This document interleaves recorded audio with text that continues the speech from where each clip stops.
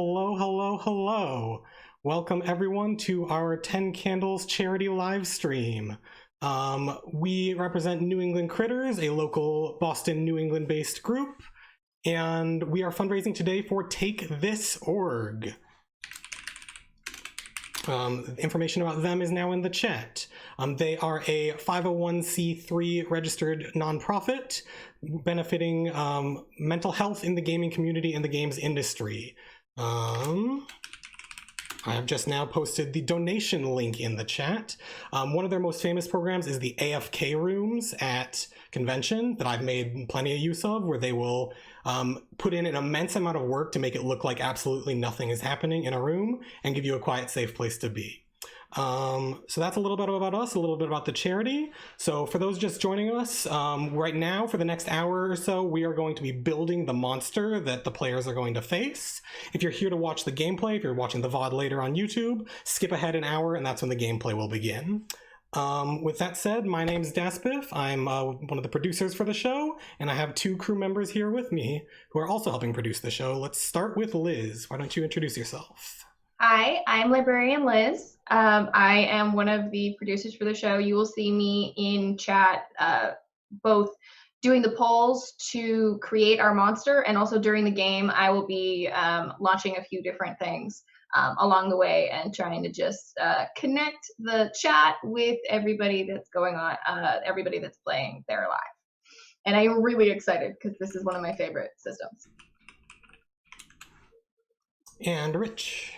Hi, I'm Rich, aka Quixotic, and I am here to basically take all of your suggestions. So if you're looking to give the players a good thing, if you're looking to give them something bad, you will donate on the Tiltify, and I will be your contact to figure out exactly what you want to do for your treat or your trick. Yep. All right. So that's sort of the basic introductions. What do we need to go over? So should we talk about what the game system that we're playing is? You two are the better ones to talk about that because you have played it. I have not played 10 Candles myself personally. I don't explain games very well, so I'm gonna turn that over to Rich, and I'm just gonna enthuse a lot, which is what I do.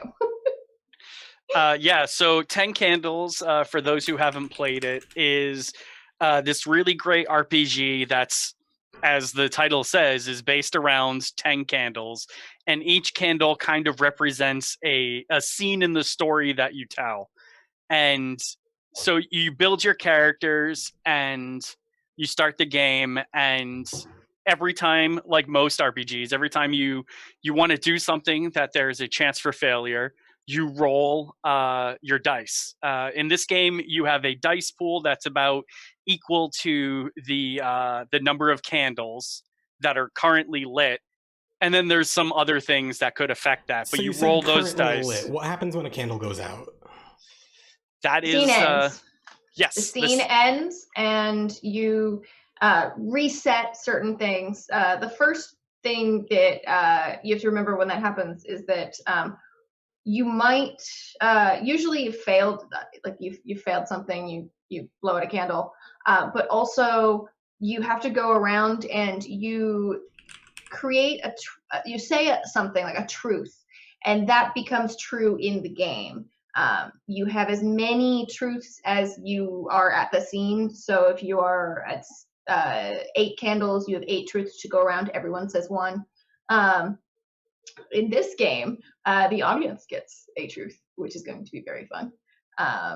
Yes, depending on timing, there'll be at least 3 rounds where the audience will get to decide one of the truths. So for those, we're going to be putting out a poll and letting you pick from those, and we'll proceed from there. But yeah, normally the players, they all pick truths, and that is one of the most powerful moments in the game for the players with regards to the narrative, because what they say is true. Like, obviously the storyteller can dial back something if it's too crazy, but you get to pick that. So like it started raining, or right. Like there was one game that Liz and I played. Actually, it was our first Ten Candles game, Mhm. where one of my truths was actually about her character's boyfriend.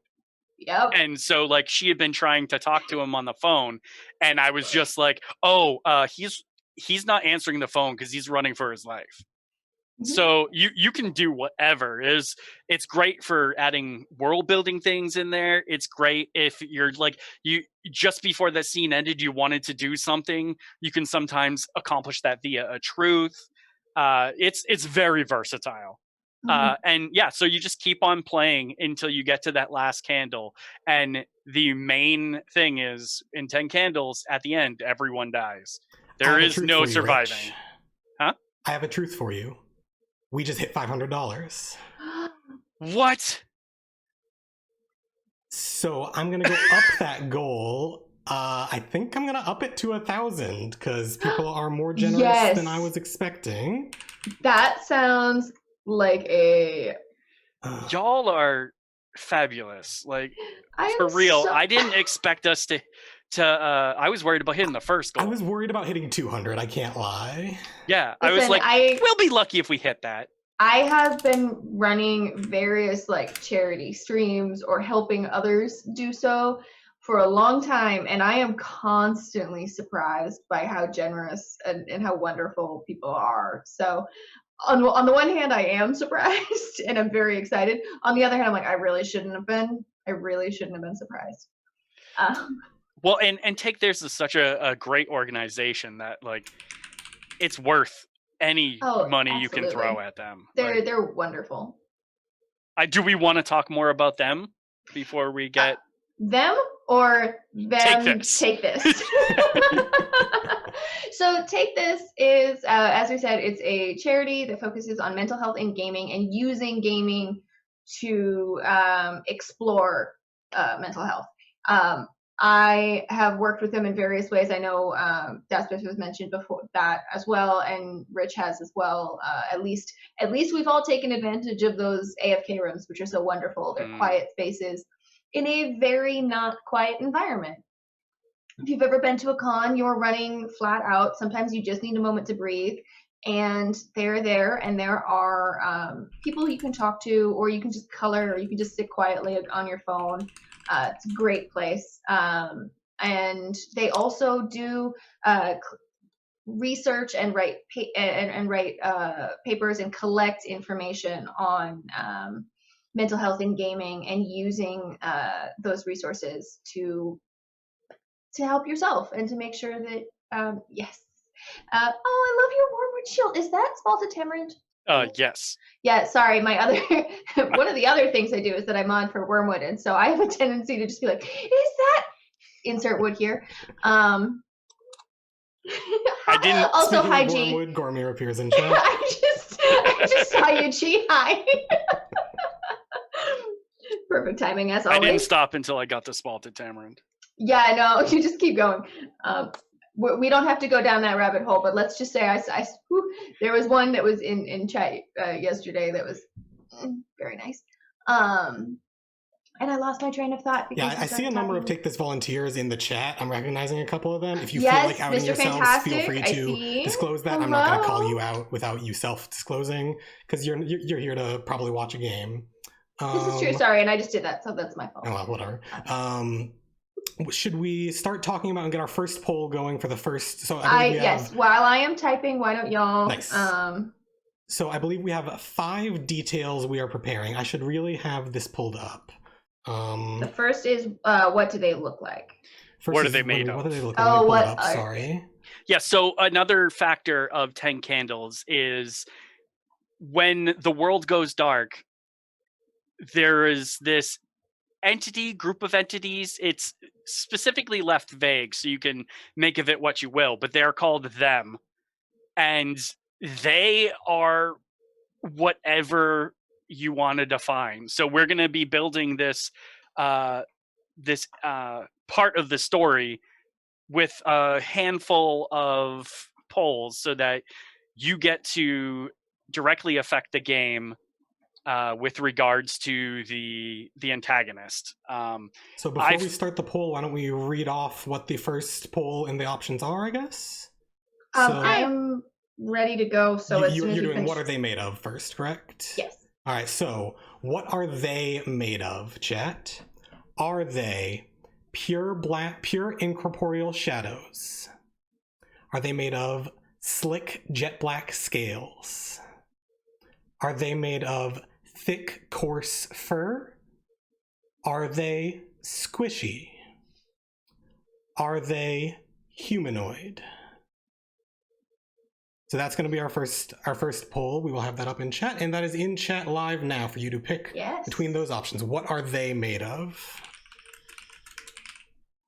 I am very excited to see what we come up with. And I did actually put this I wanted to give us a little bit of time, so I set it for 5 minutes. 5 minutes? Okay, cool. Yeah, but we might end up making that shorter if it... Yeah, for future ones, we'll probably make it 3 minutes once people see. Yeah. So for those who don't use Twitch as much, if you're in the Twitch chat, at the top, there should be a little bar that appears that says, what are they made of? Click on that, and then it'll drop down into the options. It looks like Squishy is... Well, so far the thing that's most strong to me is that there are 0 votes for humanoid for them. I always love when, like, humanoid ends up being the one. Nah, I'm not really interested in that. Yeah, the first game we played, they were humanoid, but they possessed mostly just shadowy form, and then creepy glowing eyes and giant smiles, and it was insanely creepy. So I'm looking forward to these. That they could like manipulate how large they seemed and things. So they were like, sometimes when they seemed a little bit bigger than they actually were, like, could change their form. And turns out that is very freaky. It's very uncomfortable when you don't quite know how, like, the perspective that you're in. And then we had a question, and this is actually, I think, more a question for you, Despeth. Are we using channel points and bits to add to this as well? No. So all donations are through the Tiltify page. There will be free polls in Twitch chat that anyone watching can do, both in this first hour before the game begins and at 3 times during the game for some of the truths phases. There will be free polls in Twitch chat, but any channel points, subscriptions, bits, all of that would go directly to me. And then there's tax implications and then blah, blah, blah, blah. So donate via Tiltify only for the charity. If you want to subscribe to me, I'm not going to stop you. Just saying. But let's just say it's easier if you just keep all of those bits and don't involve anything else. It looks like Pure Incorporeal Shadows is winning right now. 11 votes. 42% to 31. If you want that squishy, log into another account. And do not break Twitch terms of service, please. Yeah. Okay. I think the poll only works. Yeah, I think polls don't work very well in mobile. I can't remember how to do them. Squishy just pulled ahead. The interface, and I'm not going to try and mess with stuff now while I'm producing all this. There's a lot of moving pieces going right now. Oh, it's neck and neck. No worries. It's a tie so far. It ended in a tie. Now, this is one of those times where if our storyteller happened to be listening, Paula might be able to decide which one or both. Yeah, why not both? It's possible. I'm gonna leave. You know what? Let's leave that up to our wonderful storyteller to make that decision, and we might not find out until the game, because I kind of like a level of suspense there. I kind of like that. That's a good idea. Okay. Sure. So, if you are in here, Paula, do not tell us which one. Oh, okay. Well, everyone seems to have gone with both. So I love the idea of squishy. Pure incorporeal shadows and just squishy. Just the idea of squishy shadows. I kind of love this, actually. Okay, I'm. You're like, is it a shadow? Ooh, why is it squishy? All right, so now I have a question about our squishy shadows. Let's just dive right into the next characteristic of them. What about them is dangerous? I'm gonna take a sip of water while we ponder that question. You're like a teacher. Take a moment. Take that 15 seconds to ponder that, and then we're gonna give the options. What about them is dangerous? Do they have venomous fangs or spines? Do they have mind clouding abilities? Do they have claws, fangs, and strength? Do they have supernatural speed? Do they have telekinesis?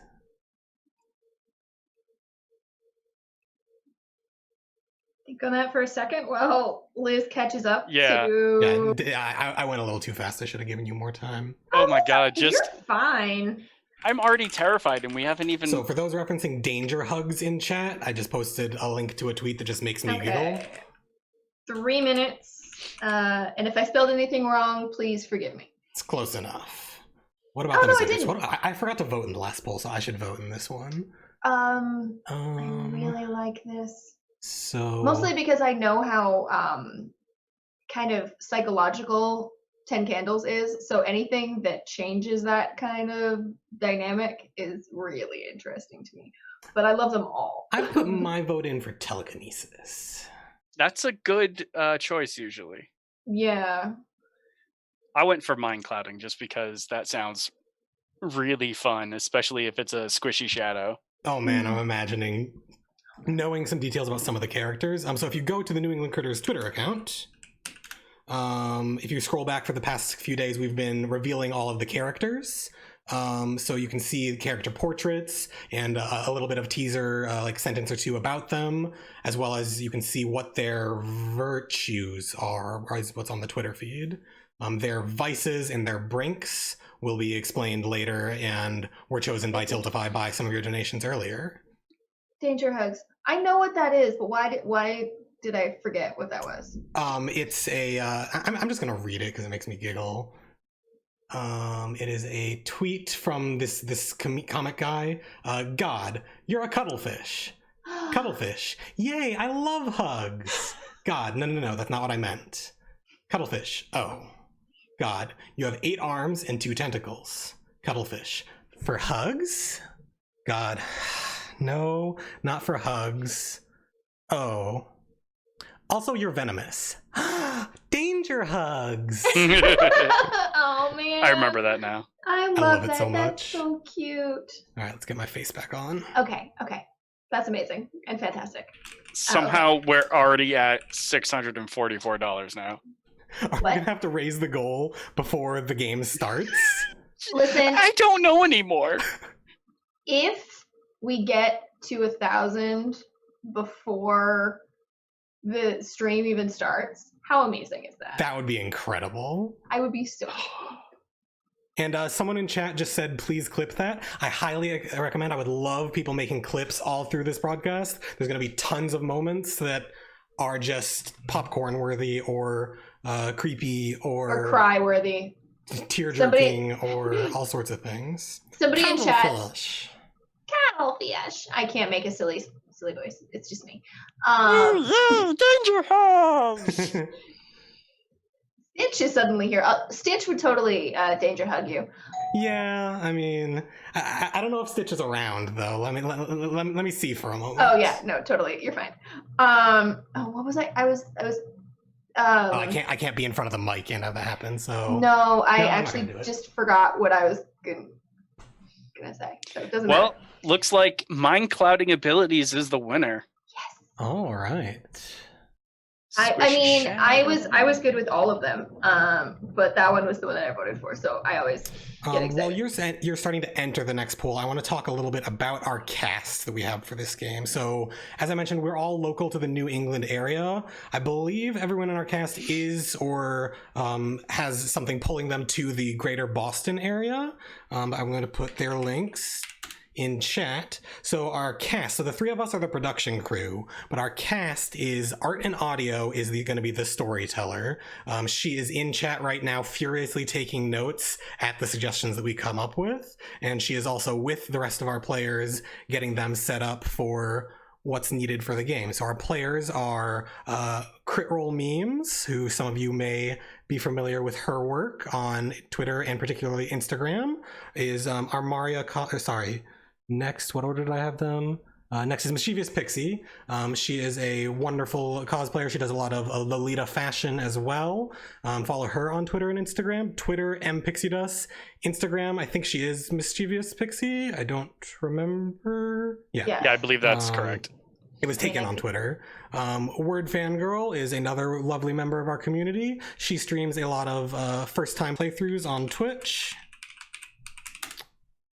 I just put her link in the chat. She's been playing Paper Mario on Wednesdays for Wednesday Nostalgia Gaming. She's been doing the Danganronpa series where there's a bunch of chaos and murder, and so she likes the chaos. And then our last player is Armaria Cosplay. She is a fantastic cosplayer, known in particular for Vax, I believe is the promo image we have of her. Let me pull that up. Excuse me, I'm so sorry, they. We have Vax as their image. Right there. The first Vax I ever saw in person. I see Vaxes and I think, wait, that's not them. Oh, because it's not them. Yeah, I know. I'm always like, it's what I go to first, and then Okay, so we are all set with our third poll. Okay, our third poll.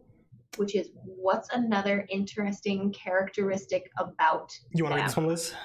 I already started accidentally, so yeah. So what is another interesting characteristic about them? Do they have tentacles, like our cuttlefish that we mentioned earlier? Glowing cat-like eyes? Are they stretchy? Can they fly? Or can they speak perfect English? And we have 3 minutes to answer. Oh, goodness. So we said they have mind clouding abilities is what we just determined? Yes. The French tech, Armaria Cosplay and I have that in common. We both die first in Among Us like 90% of the time. Hey, you got revenge on me for seeking you out by seeking me out. So this is true. But I had just joined, and literally like 20 seconds. Oh gosh. Hey, Dr. B, welcome in. Thank you for joining us. Welcome, so Dr. we started the stream with 450 or so we've gotten 200 in the last 30 minutes because we've gotten some donations coming in over the course of the week. Says the person who murdered me on Among Us. Listen, sometimes you gotta murder people in Among Us. It's just what you do. All right, so interesting characteristic: tentacles, cat eyes, stretchy. They can fly. They can speak perfect English. Stretchy is winning right now. I'm voting for that one.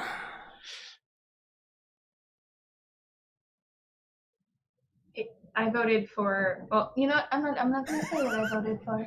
I don't want to influence anybody. But yes. So for those who don't know him, Dr. B in chat is the lead psychomancer for Take This, otherwise known as clinical director. Otherwise known as the clinical director. And he just said that $200 in under 30 minutes, that's psychiatrist money. Yeah, personally, I suffer with anxiety and depression. And so, you know, I have a weekly therapy session that is absolutely mandatory. And I'm very thankful that I have access to that and that I'm able to keep doing it via Zoom in these unique times that we live in. And I wish I could do mine through Zoom. Mine's over phone. And therapy calls on the phone are funny because, like, when you stop to take a breath, the person on the other side doesn't know that you're done talking. So there's always that like awkward, like 10 seconds where no one says anything. You're like, awkward silence. I don't like these. So right now, Stretchy's winning. We would need I don't know if anybody else can catch up. Comport of several other people coming in to change that. Yeah, we will. I mean, we could, but we do have a runaway winner. I'll vote for Fly just to give a vote. I think the other thing is that the reason is this all of these sound really good, so everyone's voting for one that they really like, and so you're kind of spreading out the other. There's no clear contender. I don't think any of them have had a majority winner. It's all been pluralities. Yeah. I mean, the first was a tie, so yeah. Right. Now we have shadows with mask. which is So we have squishy shadows with mind clouding abilities that are stretchy. Well, if you're made of shadows, that makes sense. Yeah, shadows can stretch. I'm picturing. Oh God, what am I picturing? I'm picturing Shikamaru from Naruto with the shadow abilities. I guess you not. I'm not someone in chat will get it. I have not seen Naruto. I haven't either, but I know it's awesome. That's kind of all I. And I have seen. Oh gosh, what's the name of that? It's like a takeoff of Naruto, except for it's in the city. I can't remember what it's called. It doesn't particularly. Okay, so.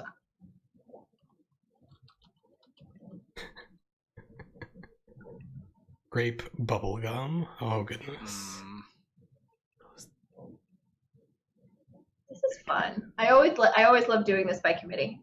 It ends up being a really interesting.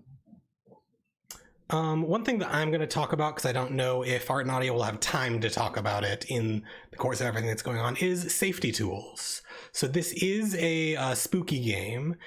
We know for sure by the end of the game, every single character will die.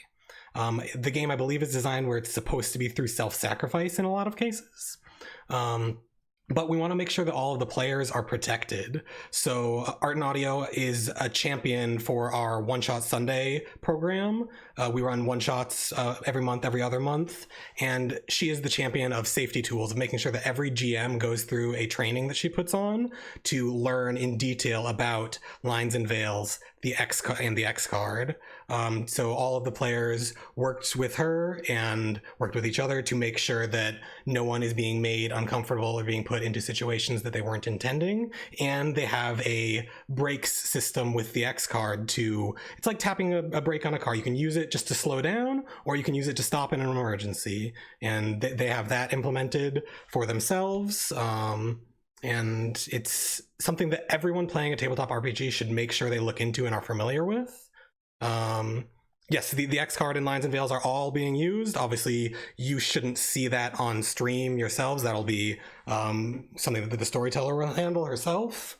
Well, another important thing to remind all you viewers is that while we have safety tools in place for us, your safety is also important. So if during this stream, if a topic gets covered that you're not a fan of, we're not gonna feel sad if you have to get up and leave. We're here for your safety as well. So don't feel bad if you have to leave. If you need to leave permanently, do it. If you want to just step out for that scene, you can mention it in chat and we'll let you know, hey, that scene is over with that content that you were avoiding, and we can send you a message, hey, it's okay to come back now. We are more than happy to do that. The volume isn't going to be too high where we can't keep track of people like that. Right, yeah. I mean, that's take this. One of the credos that they put out is it's dangerous to go alone. Take this. So we are here to help you as well. This isn't going to be super scary. There's not going to be like jump scares and stuff like that. Yeah, no. But it could get dark. I don't know what direction it's going to take. We don't know. The storyteller doesn't even know. So a lot of different things could happen. Okay. So we have one last poll. Do we want to do that now? Sure. Yeah. Quixotic, do you want to read those ones off while Liz gets that set up? Sure. Yeah. So we are once again defining another interesting characteristic about them. So our chances are they can deal more damage, but they're smaller. Bites turn people into them. They are doppelgangers / shapeshifters. They can cause temporary blindness, or as we had talked about earlier, how it can be definitely super creepy, they can smile. So we have this squishy shadows with mind clouding abilities that can stretch and maybe smile real creepy. Oh God, I really shouldn't just do that, but I have to because that terrifies me. And there's two clear choices right now. Oh, a third one jumped in.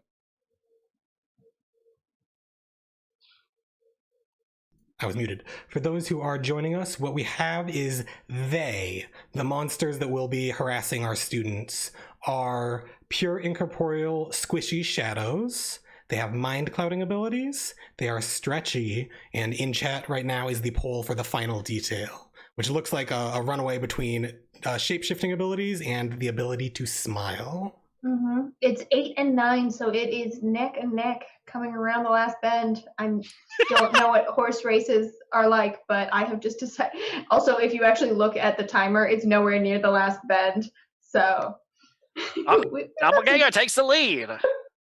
Smile coming in close behind them.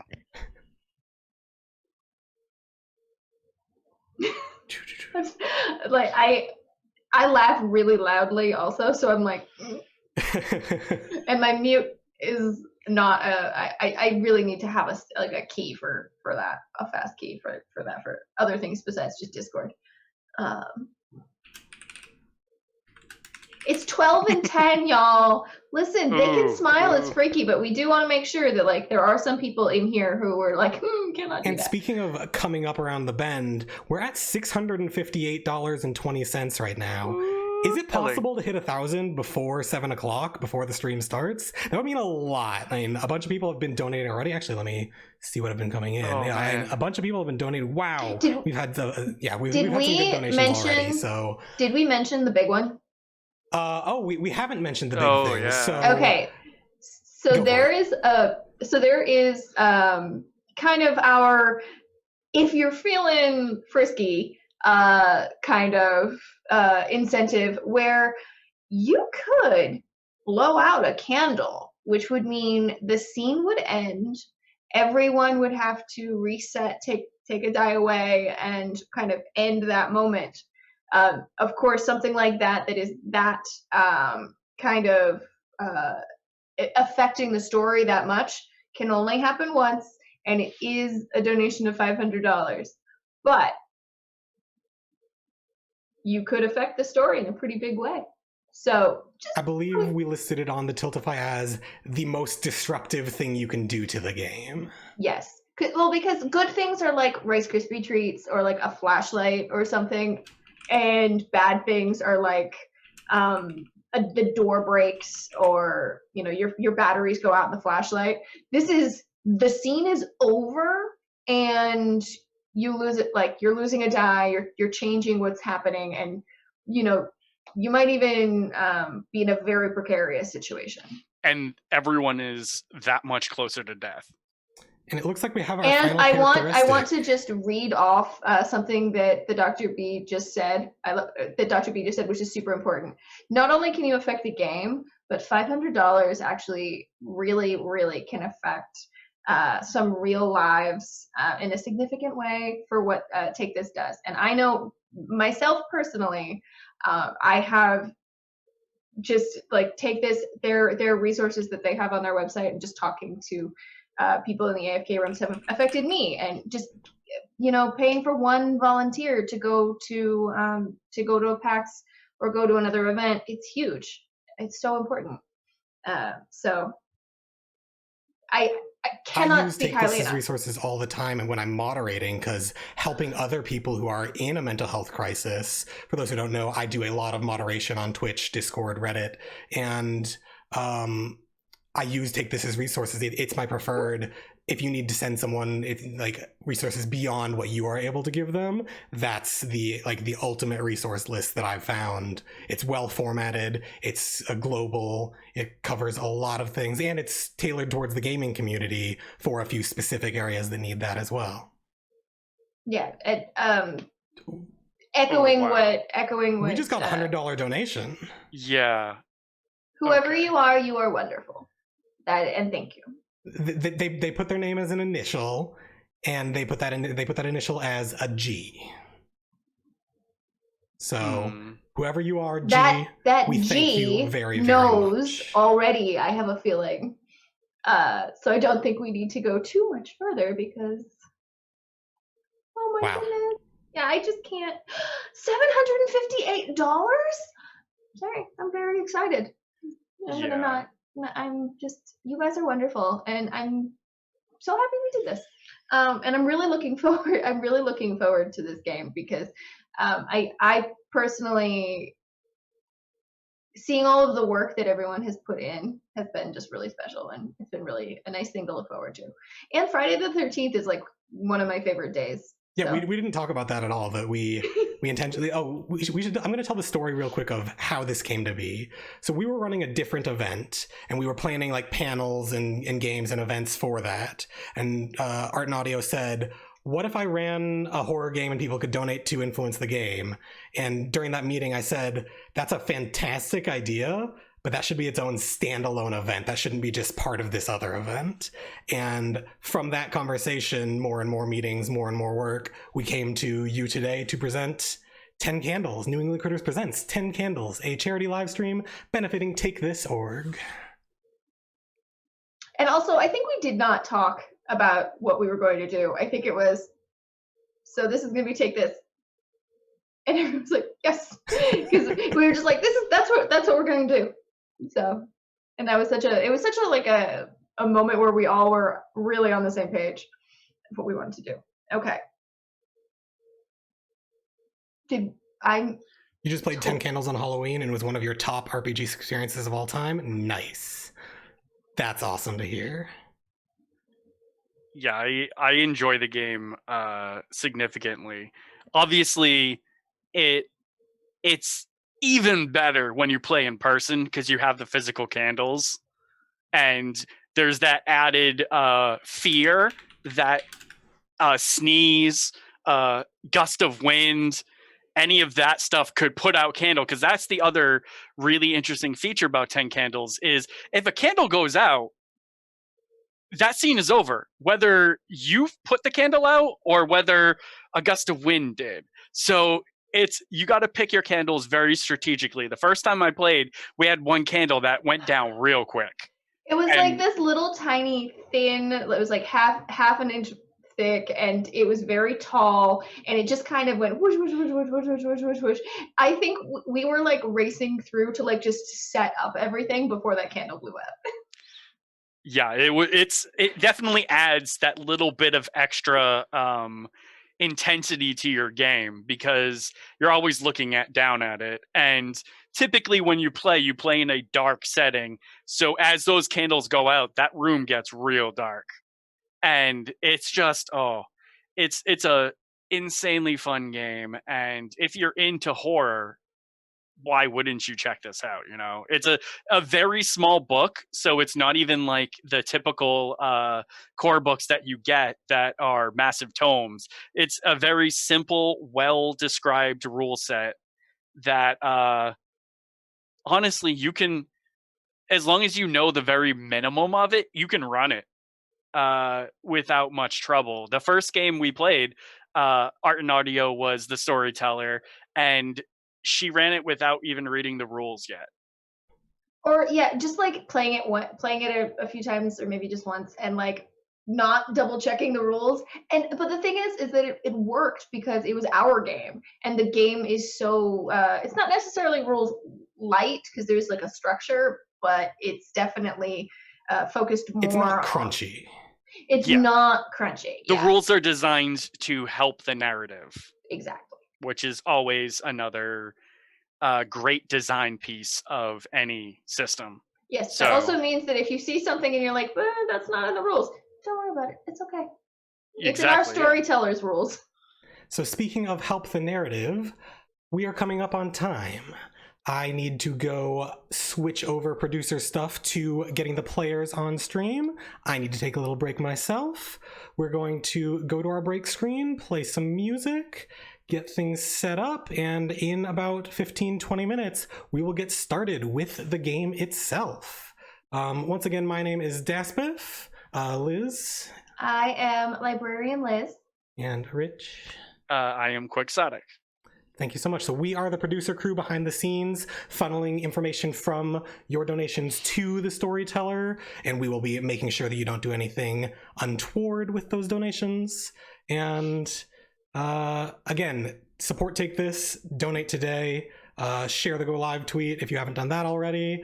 All that stuff is fantastic ways to support. We will be back shortly.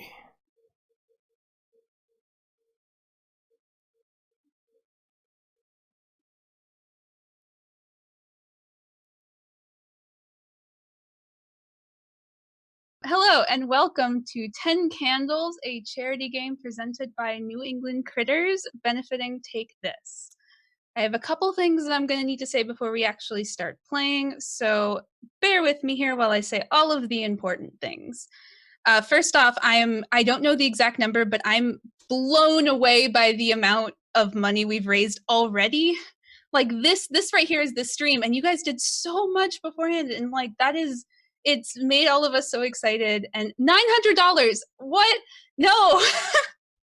No, our starting goal is 200. This isn't allowed. No, but it should keep happening. Please make it happen. Okay, I'm actually gonna go through my announcements now and try not to sound as excited as I truly am.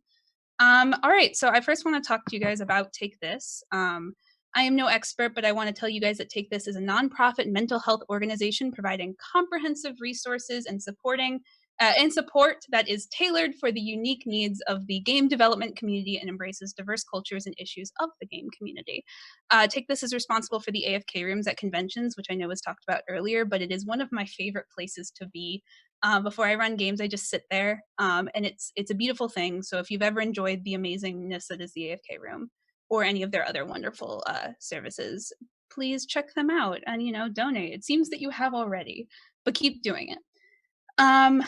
In the vein of mental health, I want to talk very briefly about the safety tools we'll be using during this game. We'll be using lines and veils, which our players have already put into a lovely little Google Doc. I will not be sharing them here for privacy's sake, but just know that if anything makes you uncomfortable during the stream, please mute it and walk away. Take care of yourselves.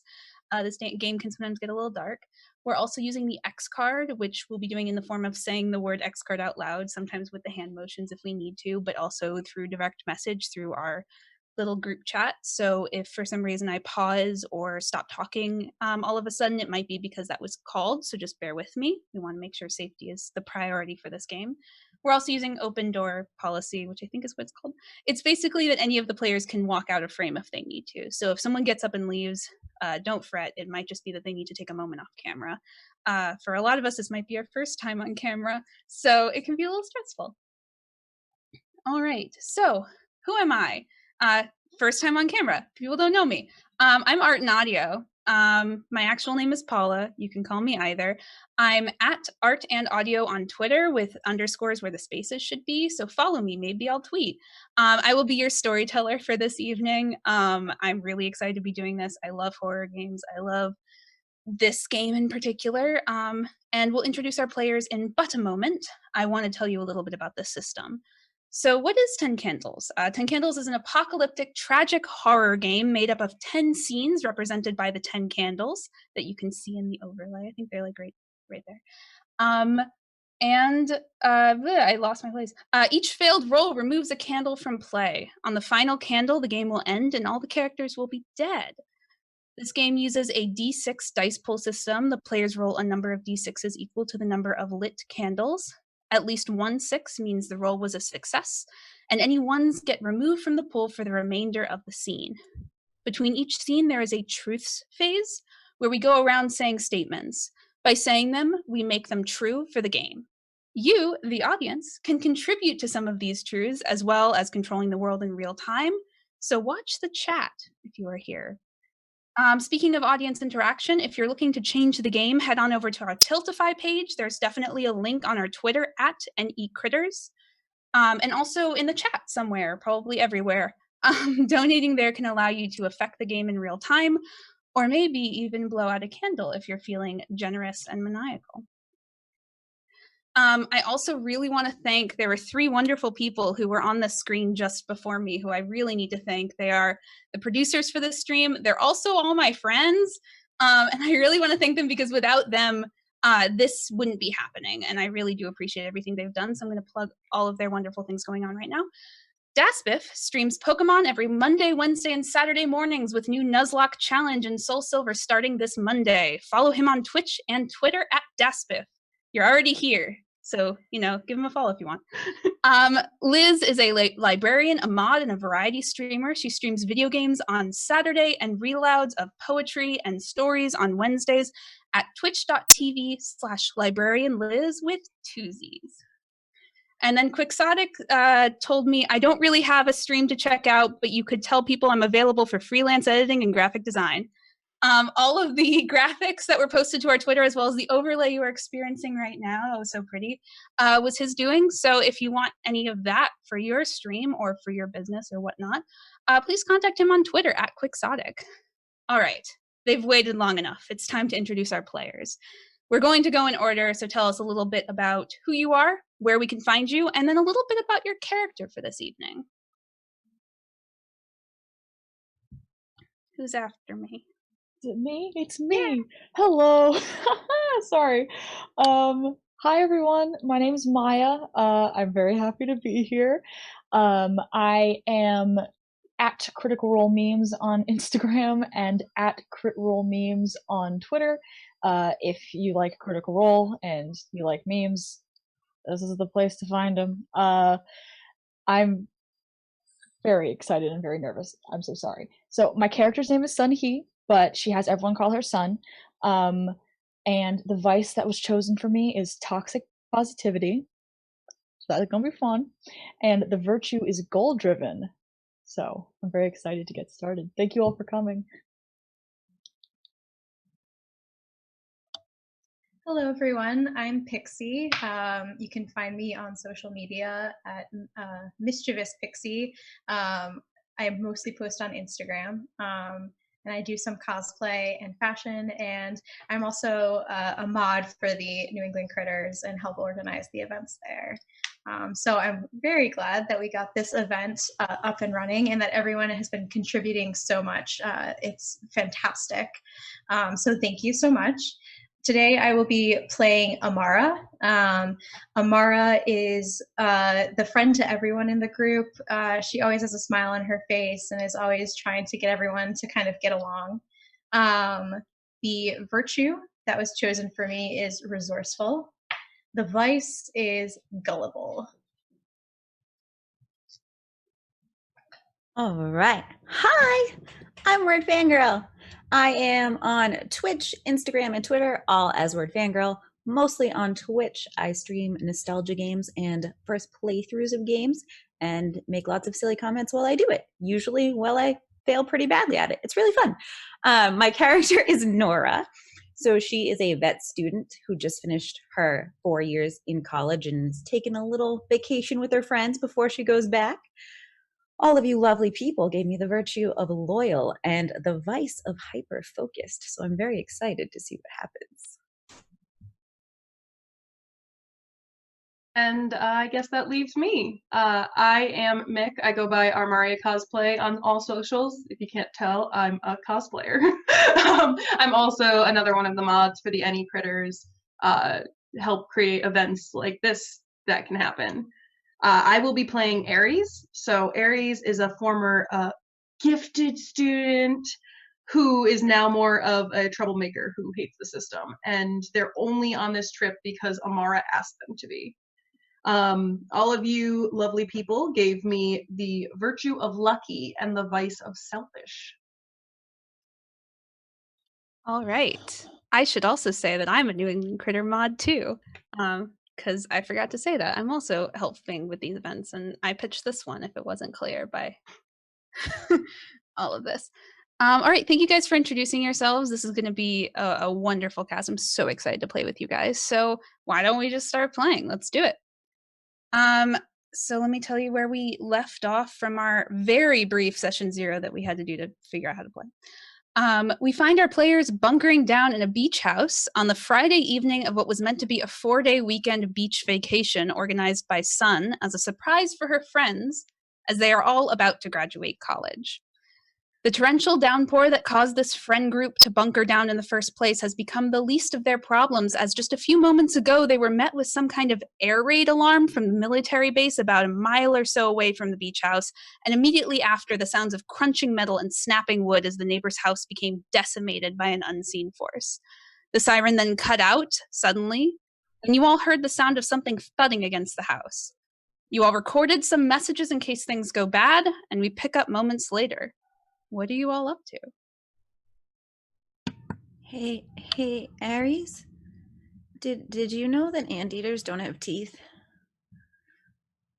No, how? Why? Should we call the police? Yeah, let's see. Does anybody have service? Uh, I checked my phone. Do we have service? No, you don't. Yes. I mean, shoot. Okay. The house is destroyed. Okay. What do we do? maybe we should get out of the house we're in case it happens to us. How could the house be destroyed though? It's just too crazy, right? But it is.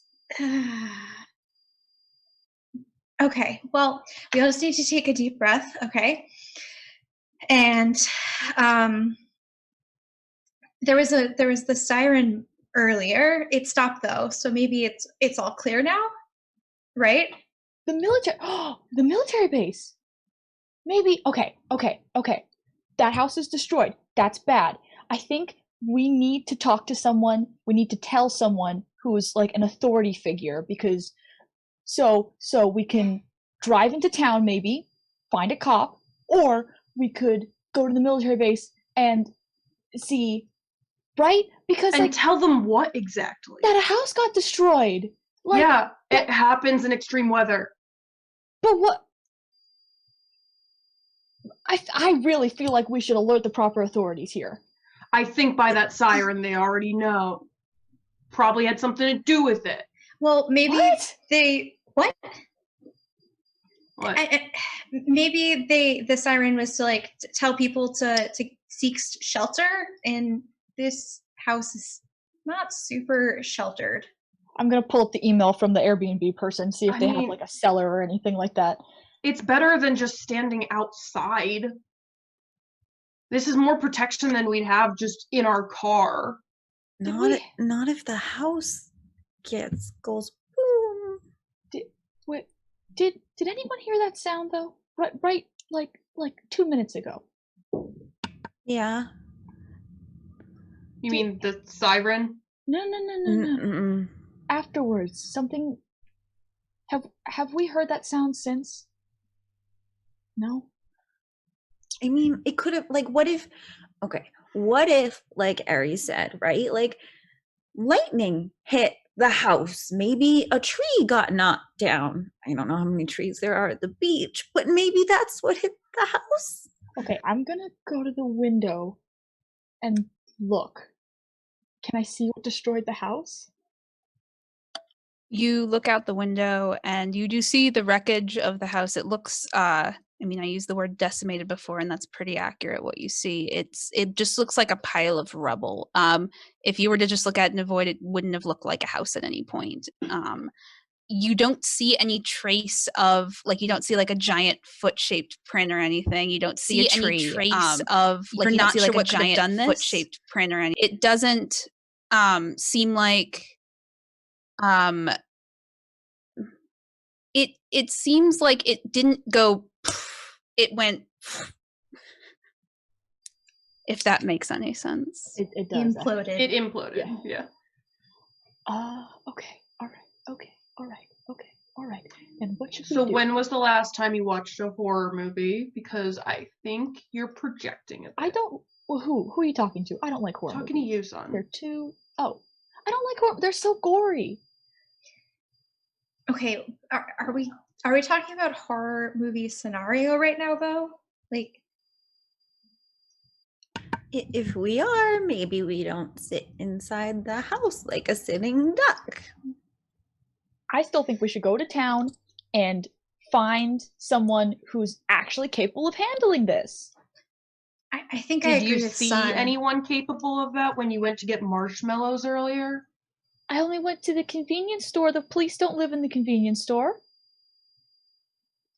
You will, as you guys are discussing the next steps of what needs to be done, you guys hear another louder thudding noise on the side of the house, the side that the destroyed house is on. It sounds like sort of a wet thud, and the rain is pouring down on the roof above you guys. And so the noise is already like pretty like loud white noise, and then you hear this loud wet thud across the side of the house. Do we have any visual on the ocean from where we are in the house? You do actually. You have it's sort of kind to call it a porch, but you have the porch style doors that step out onto about a foot of a porch that you can look out directly onto the waves. And are the waves any closer than they were previously? Are you stepping out onto the porch, or are you just I'm looking out the windows that you just the door. Okay, just checking. Oh God. No. You look outside and it's pretty dark at this point actually. You don't you know that it was night when you arrived. You don't see really any moonlight. The clouds are probably thick covering the moon. But you do see some very slight reflections of water kind of far. You didn't have a huge amount of time to take in the distance that well. It doesn't seem like it's on your doorstep or anything like that. It hasn't passed by that like brush between the house and the sand. Well, if any of you want to get a better look, you can make a conflict roll for me. Who wants to roll first? I think it's Amara. Okay, I'm gonna make the first roll of the night. All right. Did we describe how rolls work? It's 10d6 because we still have 10 lit candles. Woo. And I have 0. Oh dear. Okay. So it's 2 6s, so it's a success. All right. And 3 1s.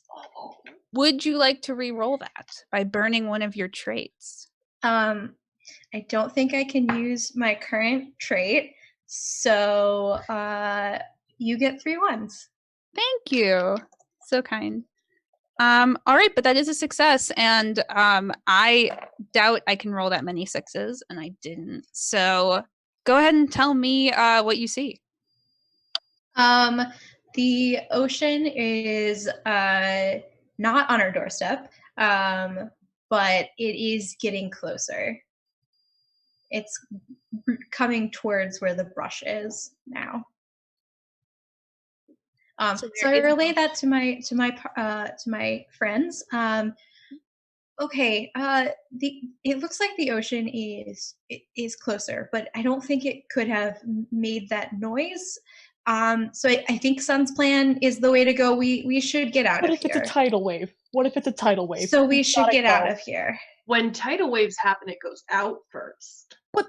That doesn't make any. Okay. Yeah. It's okay, Sun. It's okay. We're gonna get in the car and we're gonna head into town and we'll see what the authorities say. Okay, everyone.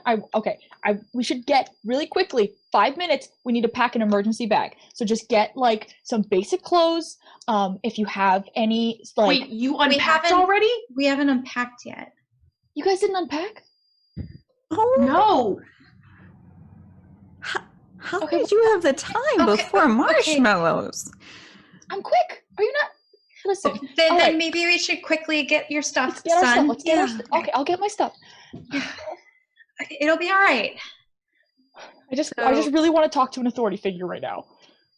You all grab your things, whatever those things may be, and they can be narrated into existence. If you want something particularly special, that is more of a question than a demand, but for the most part, you get an extra set of clothes. None of your phones have service, but you're welcome to use the lights on those as long as they are able to last. But it is worth noting that you guys were just on I believe, 3-hour car trip. So I don't know how much battery your phones would have at this point. Can I ask, is there a flashlight in this house? In this beach house? I was gonna ask for a knife. Who's like that? Coin? Yeah. All right. Let's say just to find some particular supplies, let's have Aries roll that conflict roll to find out. That's 7 dice. 7 dice. Yes.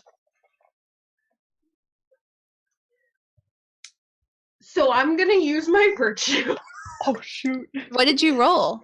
I rolled no 6s, 1-1. Okay, so to explain.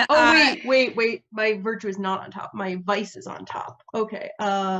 You can still use that. So you, while you think about it, you can burn a trait, which is either virtue or vice if it is on top of the 4-card stack that all of our players have. In that case, by burning those, you can re-roll any 1s in your roll. So if the trait decides to be burned, you have 1 die to get a 6 on, or the roll is a failure. Okay.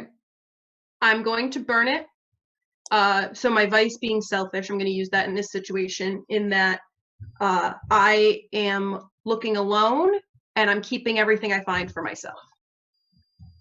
Okay. So as the group looks, Aries sort of goes away from the rest of the group. So let's see how successful that is. It's another one. So it's not. All right, this early we're blowing out a candle. I have some narration to do.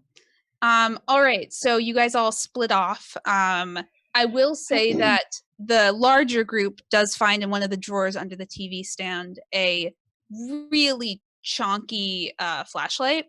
The like ones that are made of like a really weak plastic. And you have to twist it to turn it on, and you keep twisting it, and maybe you could get more batteries in town, but it's not working at the moment. Aries. You beeline upstairs to see if somewhere in the study there might be some kind of tactical equipment. Maybe there's a safe or something. Yeah, and as you search, you are suddenly taken aback by a really loud crunching, cracking sound as the roof above you just separates from the house. You are okay, but you are now being rained on pretty heavily, and covered in dust and some debris. You managed to dodge the pretty big pieces, but one of them gets you in the arm, it kind of hurts. Before that noise, however, the group of three, while you guys were searching for objects, anything that could be useful, you do find a small tube of vibrant hot pink acrylic paint that you can add to your inventory if you want, thanks to a donation. Ooh. Right as you find this, thinking, maybe it could be useful for like marking paths or whatever it could be, that's when you hear the horrific sound and whatever noise Aerie makes during that horrific sound. That blows out a candle. We are now sitting at 9. So all of the group's dice pulls will start at 9, the next scene. So let's go to this truths phase. If the poll's been out long enough, I'd love to hear the audience truth, but if it has not, we will move that to the next round. If I don't get it soon, it might not make it in this time. But let's talk about truths just as a concept really fast. We're going to go around in the circle, starting with the person who failed the roll, stating true facts about now, like slightly into the future, the situation. We can time jump. You guys can make it to the town if you want to. We basically are setting up the new scene. It could be anything from a big world truth to a more personal truth. I would shy away from "I'm feeling this," and I would also shy away from, not that you would, but giving them any weaknesses. That's my job, and they don't have any. All right, so why don't we start doing the truths right now? We all know our order, so Aries. Mm-hmm.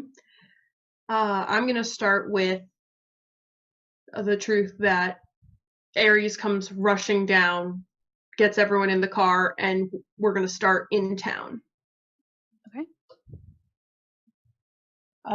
I am going to say the truth. Oh, is it not me? Hold up. I forgot to say this. I probably should have. I'm also part of this rotation. Oh. I also give truths. I don't know if we even did that in the session 0. So it would go to me first. My bad. I forgot the numbers for a moment. Yes? This is my count of the number of truths. Oh. I thought it was excuse me.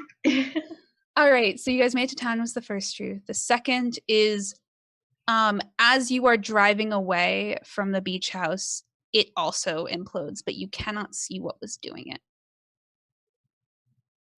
No more Trivial Pursuit. Oh, Mama. Yeah. Okay. It's lost forever. See, aren't you guys glad we packed our stuff?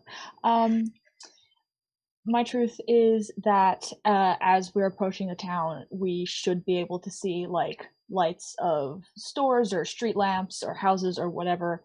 Like you would normally be able to see lights driving in, but it's just like all the lights are out. Like either it's a power outage or something else, but there's no lights in the town. My truth is that the siren starts up again, but it's like that creepy, like somebody damaged the box and it's just like going real creepy like. Oof, that's scary. Okay, my truth is gonna be as we're driving off, the ocean instead of not is starting to flood any house that is up against it. So it's starting to slowly come against the houses. Okay, it's me again.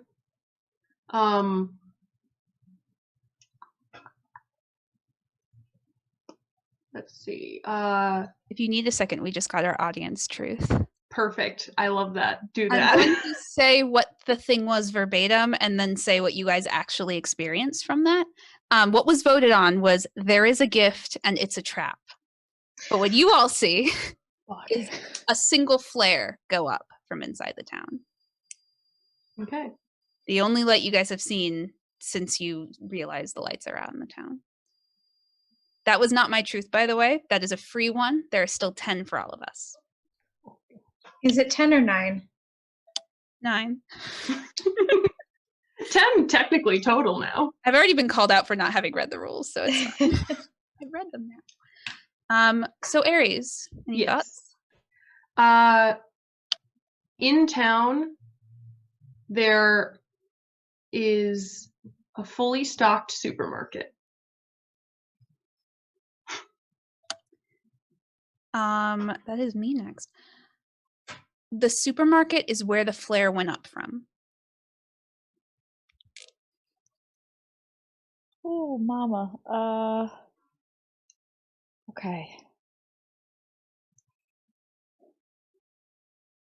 Oh my god, I'm blanking. I'm so excited. I'm sorry. If you need to pass and we go to the next person, I think we have one more. Okay. And so we can do Amara's and then go back to you as well, you think. Okay. Mine will be as we're entering town, where the scene will begin. There is a couple on the side of the road that we're driving by.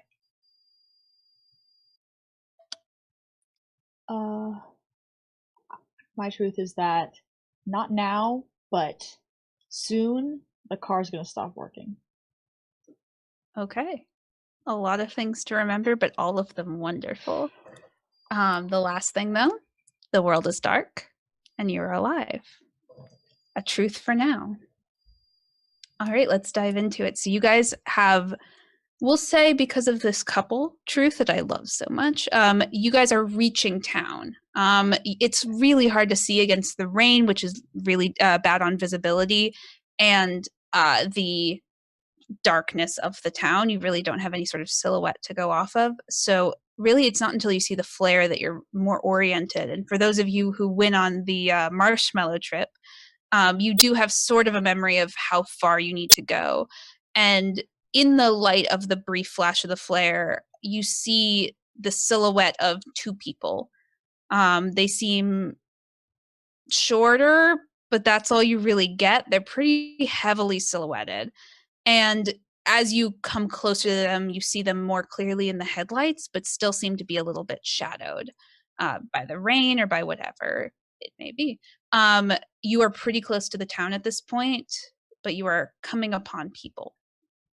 Who's driving? Who is driving? Oh, that's a really good question. Who would be driving? Aries is the one who got us in the car. Is it safe to assume that they'd be driving? I would either say Aries or Sun, because I feel like it was Sun's car. Oh, it was. So If it was Sun's car, she's driving. Yeah, that's what I thought. Aries wanted to drive and Sun already had the keys in the engine. I was like, huh? Okay. People, there's people. Oh! It's just gonna pull over. Hey, Son, did you know that female peacocks are called peahens?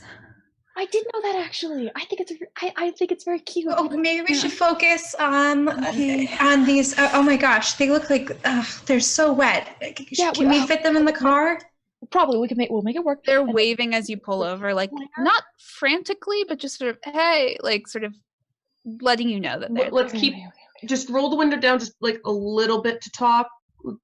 Okay. Are we? Wait. Just for my mental image, I'm picturing them on like the passenger side of the road. Like if we were driving, right? Like if we were driving, then the person on the passenger side would be closest to them. Who's sitting next to me? Who's sitting in the passenger seat? Amara. I feel like that would Amara. Wait, who? What? Who? Me. Okay. Then I'm gonna roll Amara's window down, like, halfway as we pull up. Okay, they're kind of coming up to you, like, ready to say something. You see as you get slightly clear view just from the light. Again, it's very shadowed. But you see what looks to be an elderly couple. So, yeah, you see a man and a woman. The man's in suspenders, just looks very bony and a little bit grouchy, but maybe that's just his face. And you see sort of a rounder woman who also looks grouchy, but until she sees you, a smile comes on both of their faces, but they haven't said anything yet. Oh my gosh, are you okay? Amara, can you make a conflict roll for me? No! Okay, I have 9 dice. That's exactly as many as you need. And I'm making a conflict roll. Okay, hold on. Okay, that's 1, 2, 3 6s and no 1s. All right, well done. I rolled 1 6, but you still beat me out for narrative control. But let me just tell you what happens real fast on my end. Sure. You start to feel very like warm and fuzzy inside. You start to feel like these people are so nice and they've said just the nicest thing to you. The rest of you don't hear anything said, but you, Amari, just get the impression that something nice was said, but you shake off any sort of anything that would change your mind from doing something you already wanted to do. You shook off. Okay. But I wanted to invite them in because they're a cute old couple that need help and they're in the rain. Yeah, so they just sort of nod at you and smile. I'm like, oh my goodness, do you want to ride with us into town? We're going to try and seek some shelter. Amara, we don't really have room back here between Nora and... They can't walk all the way into town. Are they walking into town or are they walking away from town? From what you saw, they were standing still. But they're on the passenger side, so obviously they're walking towards town. So we should really give them a ride. We can send someone out here. We don't have space back here. I'm not having someone sit on my lap. Of the people in the back seat, who's on the passenger side? Probably Aries to be further away from Sun. Honestly, Aries. All right. Aries, why don't you make one too? You're pretty good. I'm so bad with dice, though. You have 9. I ask. You're still at 9. There were no 1s. Okay, well, we got 3 6s. Great. We also have 4 1s. What's your next in the stack? It is lucky. Not getting what's murdered going to by old happen. people seems lucky. Yeah, but I already did succeed.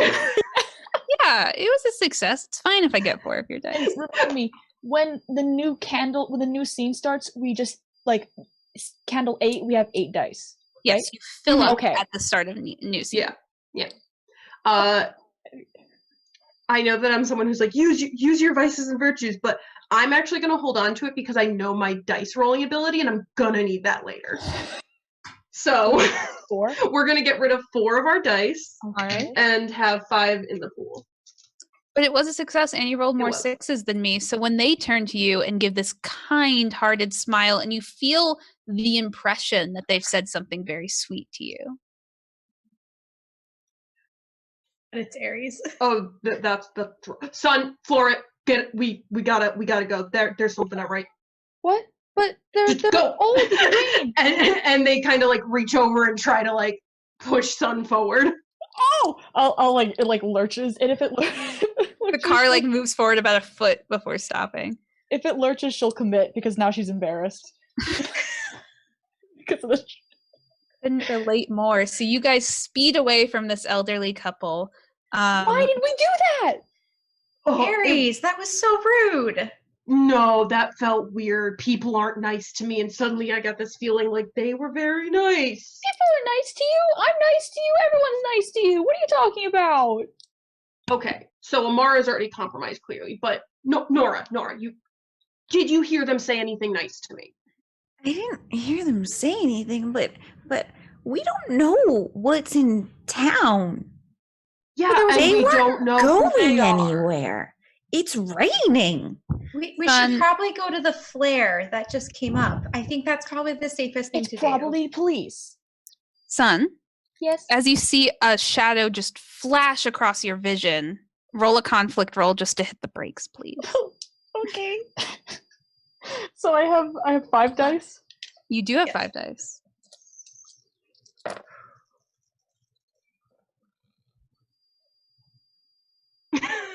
What'd you get? I got no 6s and 2 1s.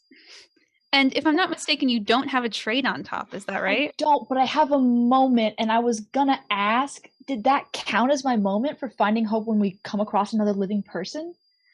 Unfortunately, I wouldn't consider those things. Yeah, I don't know if I living would people. No. Like, maybe she thinks they are. Okay, yep. Yeah, Not I'm anymore. sorry.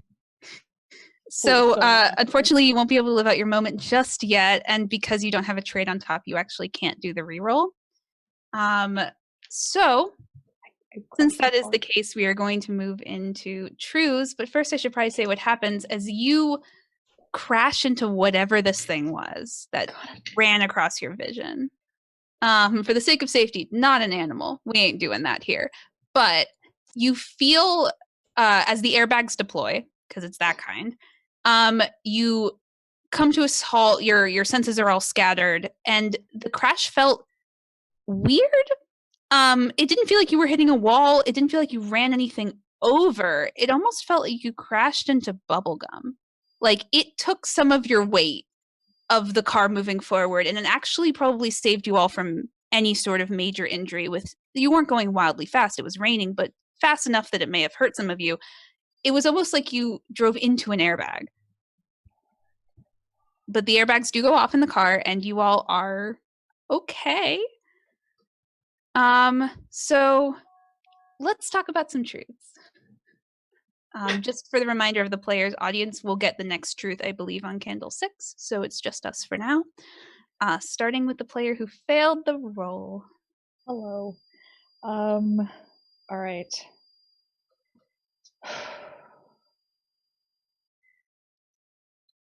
Can a truth be anything to do with like an injury? Sure. What are you thinking? I'm thinking that because of the crash, Sun's gonna have trouble like running. Okay, I'm fine with that. Okay, sorry. My truth is that the ground in front of us, where whatever came by, went by, is now completely dry. Like the ground in front of you? Yeah, in front of the car where we stopped. Okay. Is completely dry, even though it's been raining for the past hours. All right, I love it. My truth is going to be at some point between when we got here and now, the entire college town that we are from has imploded. Okay. Car is unusable now. That has come to pass. Okay. Someone is currently, not the couple, someone else is currently running in from town towards the car, having heard the commotion. Whatever we hit is no longer there. Is that okay? Oh, I was gonna say it anyway. Okay, cool.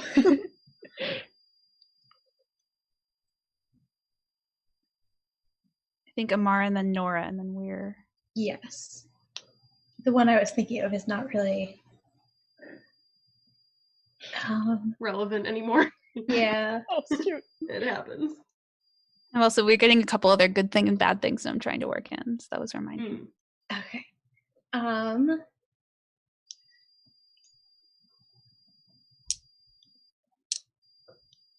If you want to think on it, I know mine. Okay, yes. I'm gonna give you, yeah. If we look behind us, there's absolutely no sight of anybody behind us.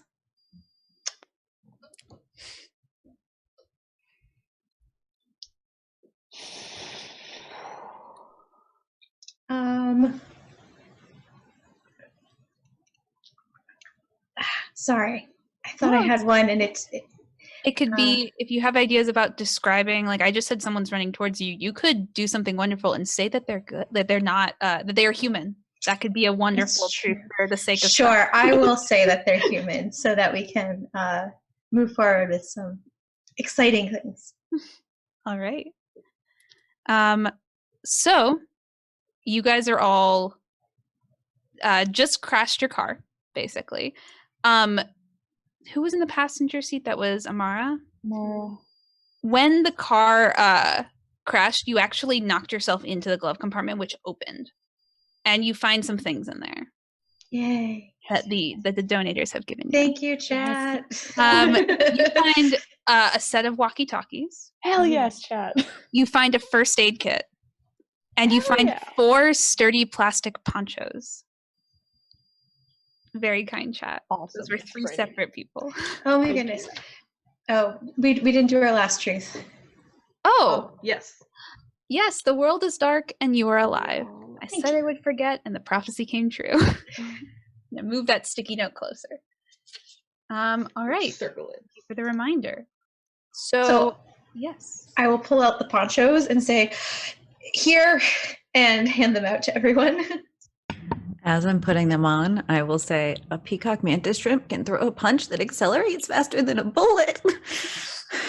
Sun peels her head off like the airbag thing, and she's like, did you know that they also, like, when they punch that hard, it creates a little pocket of air because it's just so dang fast? Guys, maybe we should focus on the situation at hand. I love your animal facts, Nora, but this is not the time. Save it for trivia night. What did I hit? Are you okay, son? What did I hit? I don't know. What did you hit? Is everything all right? You hear someone call from maybe 50 feet away. They're still running up. We seem to have crashed into something, and I'm gonna get out of the car. Wait, Amar, we don't know if they're... I'm also gonna start trying to get out. Yeah, it's pouring rain, but the wreck has left the doors openable for the most part. Probably in the backseat, one of you has to like crawl out of one door, maybe. But you all are pretty okay. Son, you still like something in your hip feels a little off, but that's about it. But you see someone running towards you. The car's headlights still work, I'll say, which is why you can clearly see the dry patch that is slowly filling up with rain, and the fact that there's nothing there.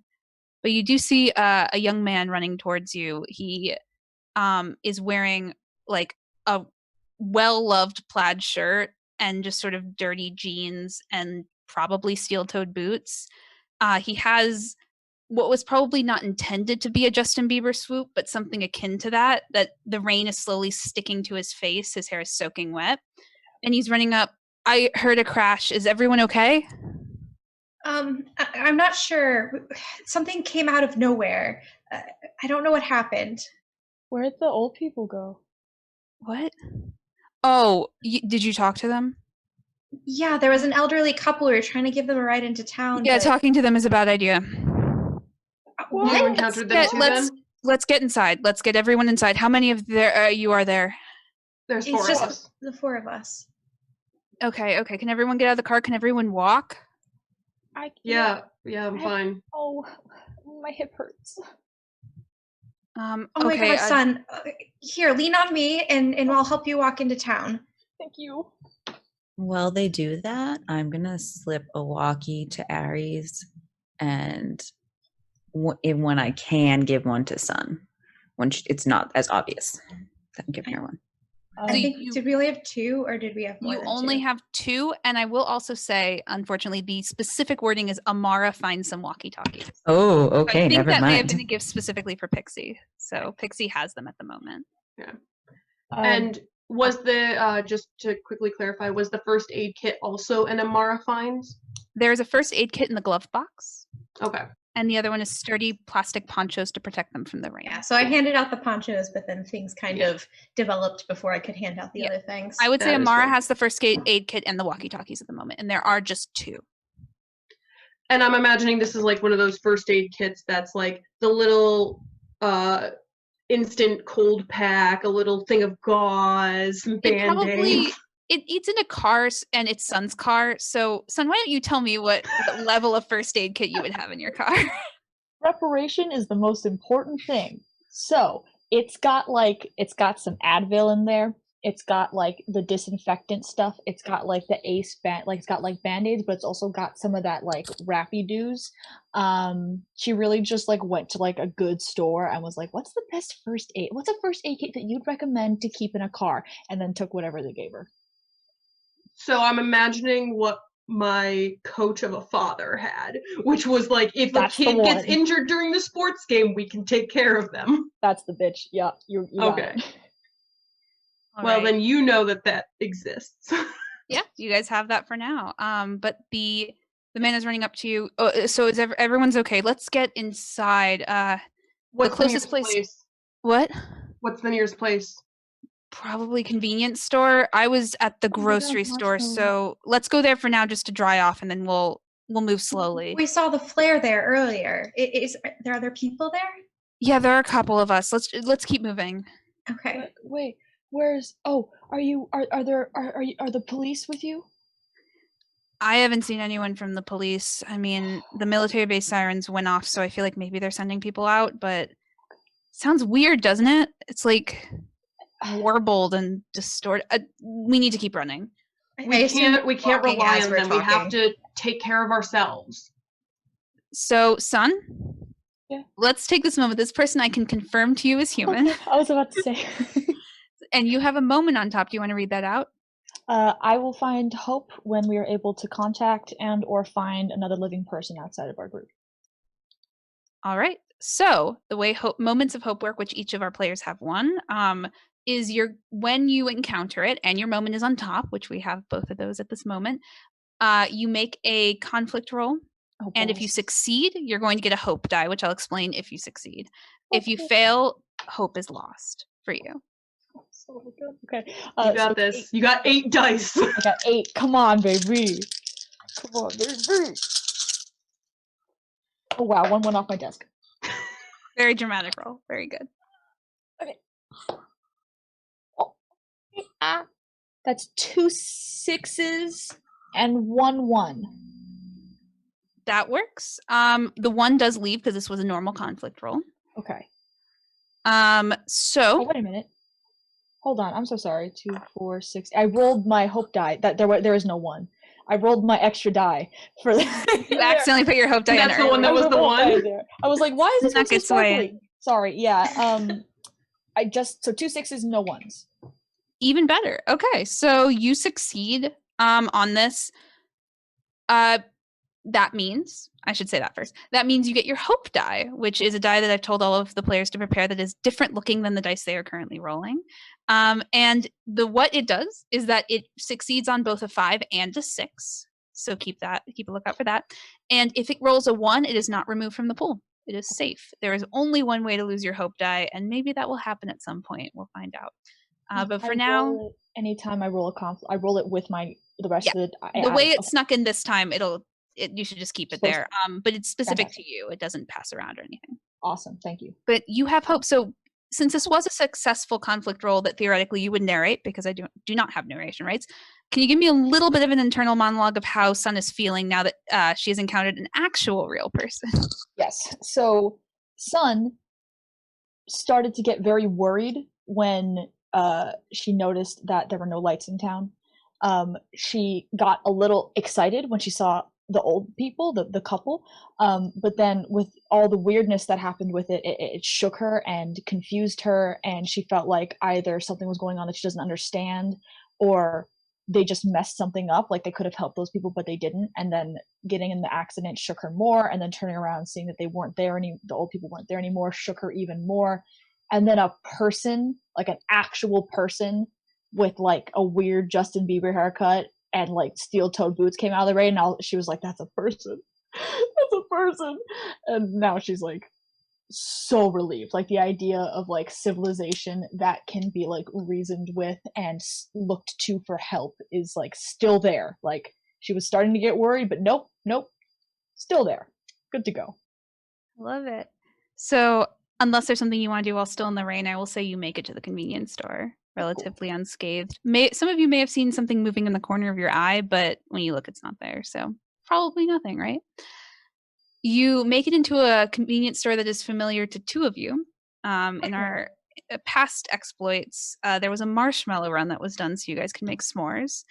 And you remember that there was a apathetic man running the convenience store, and you guys got some things from there. And you make it in. Lights are out, but you're able to see a little bit. Obviously, you have your phone flashlights if you need it, but that's about it. So I'm helping Sun get there. I assume you're limping a little bit. Very dramatically. Yes, but when we get there, I say, I brought your first aid kit from the car. Do you think? Smart of you. Yeah, is there something that we can do to help? Is everything all right? Nora, you're a doctor. What? For animals, platypuses are venomous. I knew that actually. Yeah. Well, I knew you know that. Oh. I was trying to distract you from your pain. Sorry, what was your name? My name? Yeah. I'm Steven. Okay. What are all of your names? So I'm Amara. Okay. Steven's such a normal person name. Goodness, thank you. Oh my god. And this is Sun. And Nora and Aries. Nice to meet you all. We're gonna probably need to keep moving though. Sun. Why? What? Why? What's going on? Well, I don't exactly know. All I know is staying in one place too long isn't the best idea. We sort of have something makeshift going on in the grocery store. It's one of the only places that has like a real basement, so we've been hanging out there, but Basements are good. People always hide in basements. We need to probably get there. Is there a storekeep in this convenience store? There's nobody that you see, but as you look around, Aries, you actually see a small light coming from the back room. If you want to investigate it. It's like a blue kind of electronic type light. I mean, I was just going to start taking things off the shelf as supplies, but that also looks interesting. So yeah, I'll go investigate. While Aries leaves, can I grab batteries for the flashlight? Yeah, you can take a look and see if there are any. You need like 2D batteries for this kind of flashlight. Sure. While that is also going on, can I look at Sun and see if I can figure anything out with my animal knowledge? Yeah, you can give it a shot. So let's go in order of request. Probably had a biology class at some point. Humans are like animals.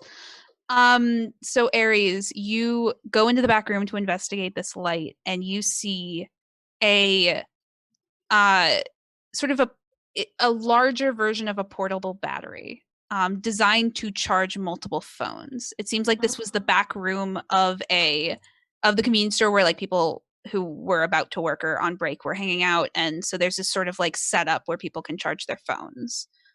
It has a little blue light coming off of it. It seems to be running on battery power. It has an option to run on solar power, but and it has 3 charging cables coming off of it. Okay. I'm gonna take that. I'm also gonna look for a bag. If there's any sort of like someone left a backpack or a purse. Preferably something a little more durable than a plastic bag, but if there's nothing else, I will take that. Unfortunately, it seems like whoever was here took their things before they left. Okay. Cool. I'll just take a plastic bag then to put things in. Amara, you do find 2D batteries. Congratulations. I will say the phone bank with the power, the chargers was a gift from the chat. Awesome. Thank you, chat. You put the D batteries into the flashlight, and it's weak, but it works. It does give off light, and it's pretty much, other than your phone's, the only thing that can give off light right now. When Aries comes out, I'm going to hand them one of the walkie-talkies and say, okay, if we end up getting separated, I found these. Okay, let's make sure we're on the same frequency, because I used to have that issue as a kid. Okay. Apologies if that came through the mic. There's a fire truck going by. Testing. 1, 2. Oh, yep, that's an echo. Let me go in the back room and just double check that. Okay. So go in the back room. Hey, testing, Yeah. over. Okay. Got it. It worked. All right, let's cut to Make the sure you vet. say over. Nora, Yeah. what do you figure out? Ooh. What do you see? I won't you probably won't get you probably couldn't know what you can figure out from this, and if there's anything you can do. I would say you know that the injury is somewhere in the hip from the crash. I'm wondering if Nora would know if Sun's hip seems to be kind of like popped out, like dislocated almost, and if she can try to back in. Yeah. If you want to attempt that, I'll say yeah, it is dislocated. And if you want to attempt that, just make a conflict roll for me. So, regardless of how this turns out, while I'm attempting, I'm going to look at Sun and say, red-eyed tree frog eggs can hatch early if they sense danger. Before you That's roll, really smart. Yes. before you roll, I'm going to introduce the concept of a dire conflict. Dire conflicts are something I name the conflict beforehand so that you can choose not to roll if you don't want to, but it can have some pretty bad consequences if it goes wrong. This is a dire conflict for Sun. If you mess this up, it could be pretty bad for her. Do it. You have 8 dice. Can I It'll be ask fine. a clarifying Yeah, question? sure. So I have one of my things on top that I can I use that to save it if it's bad? So you have a trait. Try. Yeah, I have a vice you on could- top. Dire conflicts work the same way as normal Okay. conflicts. It's only Okay. for me to say, hey, I can hurt you if this fails, just so you know. But remember, if you roll 0 1s, you can't reroll. We Yeah, have you only 8. Yeah, you have 8 dice. Pop it. Pop It'll be it. fine. Pop it. Okay, we have 1 6 and Great. no ones. Yeah. Oh! Look at Hey. that. I didn't kill you. I rolled was no kinda 6s, so I have no narrative control. So Nora, tell me what happens. Thank God. That was terrifying. I was really hoping you'd break my leg. Great. Glad you'd be okay with it. So I'm thinking she says this whole sentence real shaky and says, if they can sense danger, and pops her hip real fast. And she's like, backs up.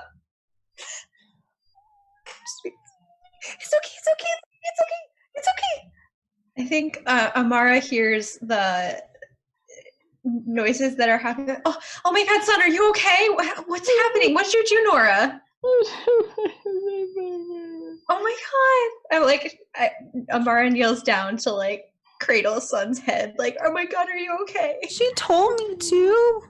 Aries What did walks you over and do? just throws an ice cream sandwich at Son that I took from the freezer. I fixed her. It's a little mushy because the freezer's been out for a little bit. Here, Ugh. that'll make you feel better. Are you Oh. okay, Son? Did she fix you? I don't know. It really hurts. You should probably try walking, and Steven comes back into view. He's kind of been looking around for supplies as well. You need to get up and start walking. We're going to have to leave pretty soon. Here. I pull open the first aid kit and I pull out the painkillers for our Son. All right. Does anyone have any water? I can't I take pills. go grab water from the fridge and throw a bottle at Son. Actually throw the bottle. It hits her. She doesn't catch it. Nora picks it up. And then I also take a few more and put them in my shopping bag. What? All right. Oh, we have to pay for those. Something tells me money isn't the biggest priority right now. That's not. We'll come back That's later not for how it, Son. capitalism works. Yeah, we'll leave an IOU now.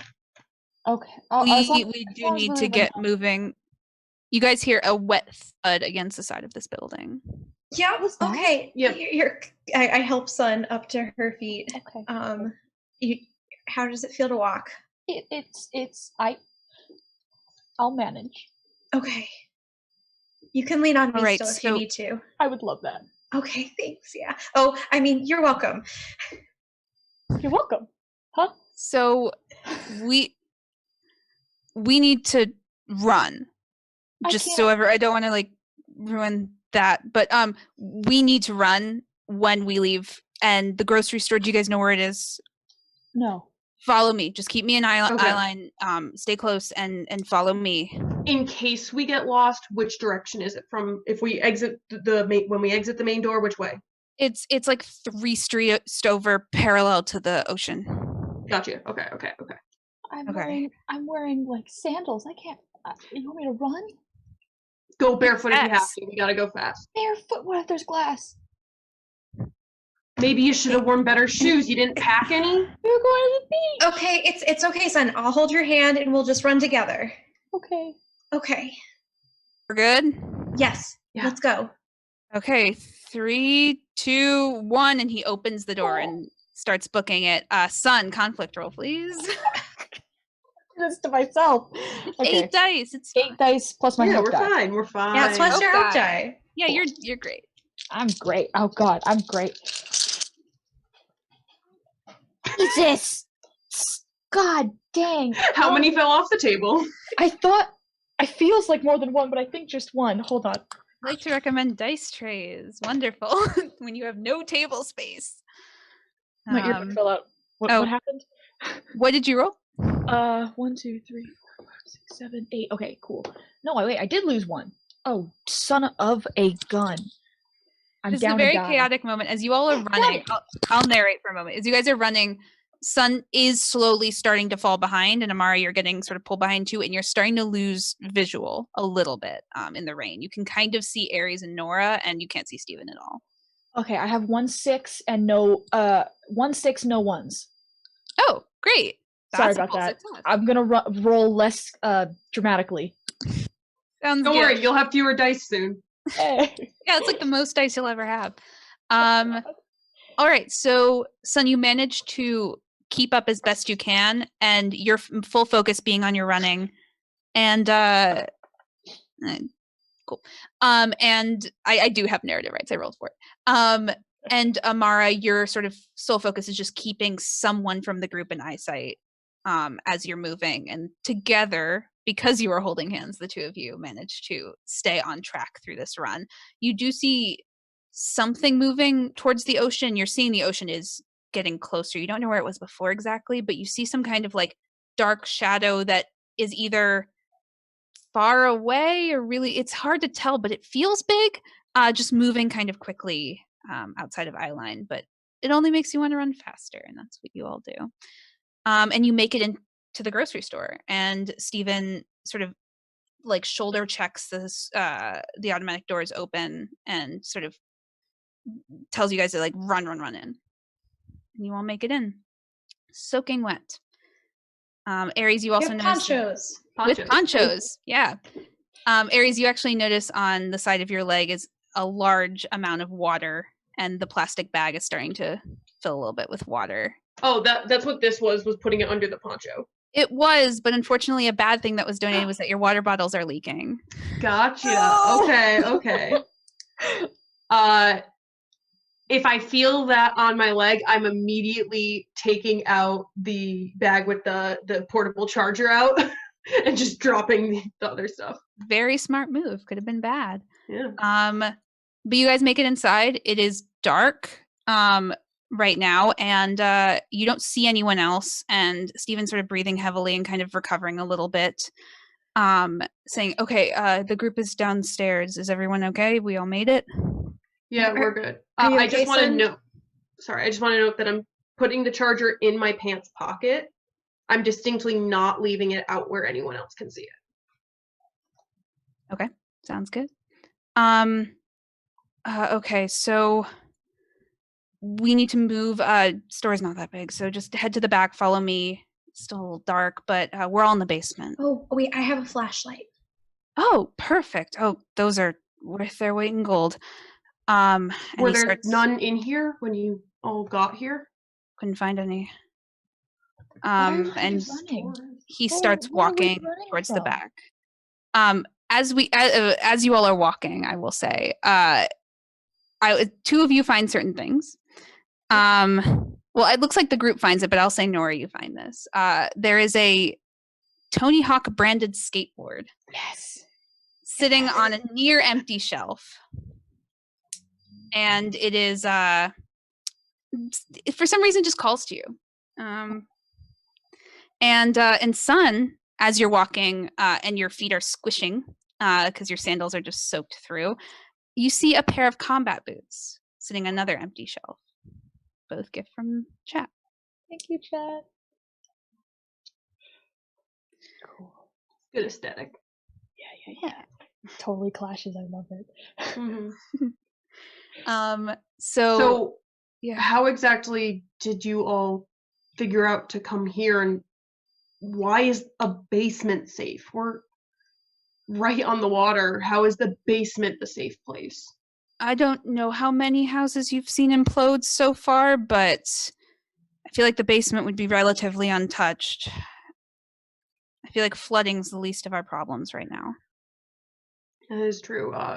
The house we were in, the roof got ripped off before. Yeah. And then it exploded afterwards. Imploded. Implode. What? Yeah, that's what we're avoiding. It went boom. Do you know how it's happening?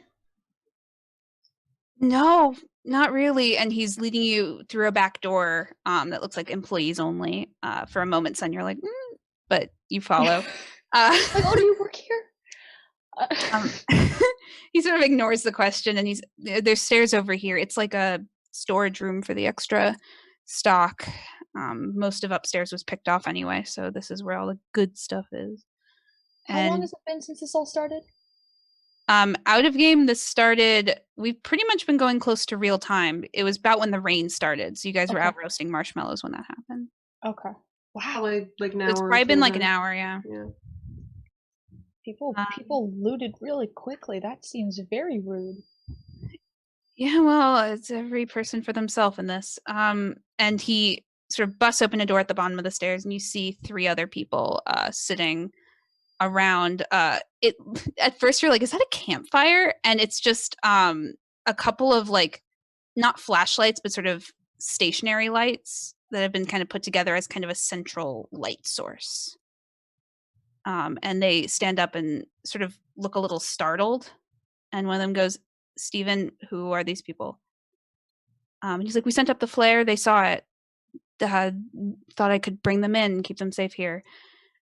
And one of them's like, okay, come in. Hi. I'm Amara. And this is Sun and Nora and Aries. Right. Hi. And the person talking to you is a East Asian woman with like bangs and shorter hair. And she sort of points at the rest of the group. She's wearing like a pink jacket, which like seems to be something that was just picked off a shelf, as it's kind of chilly down here. Just the stray moving air from the rainstorm has kind of cut out whatever warm you guys were experiencing earlier.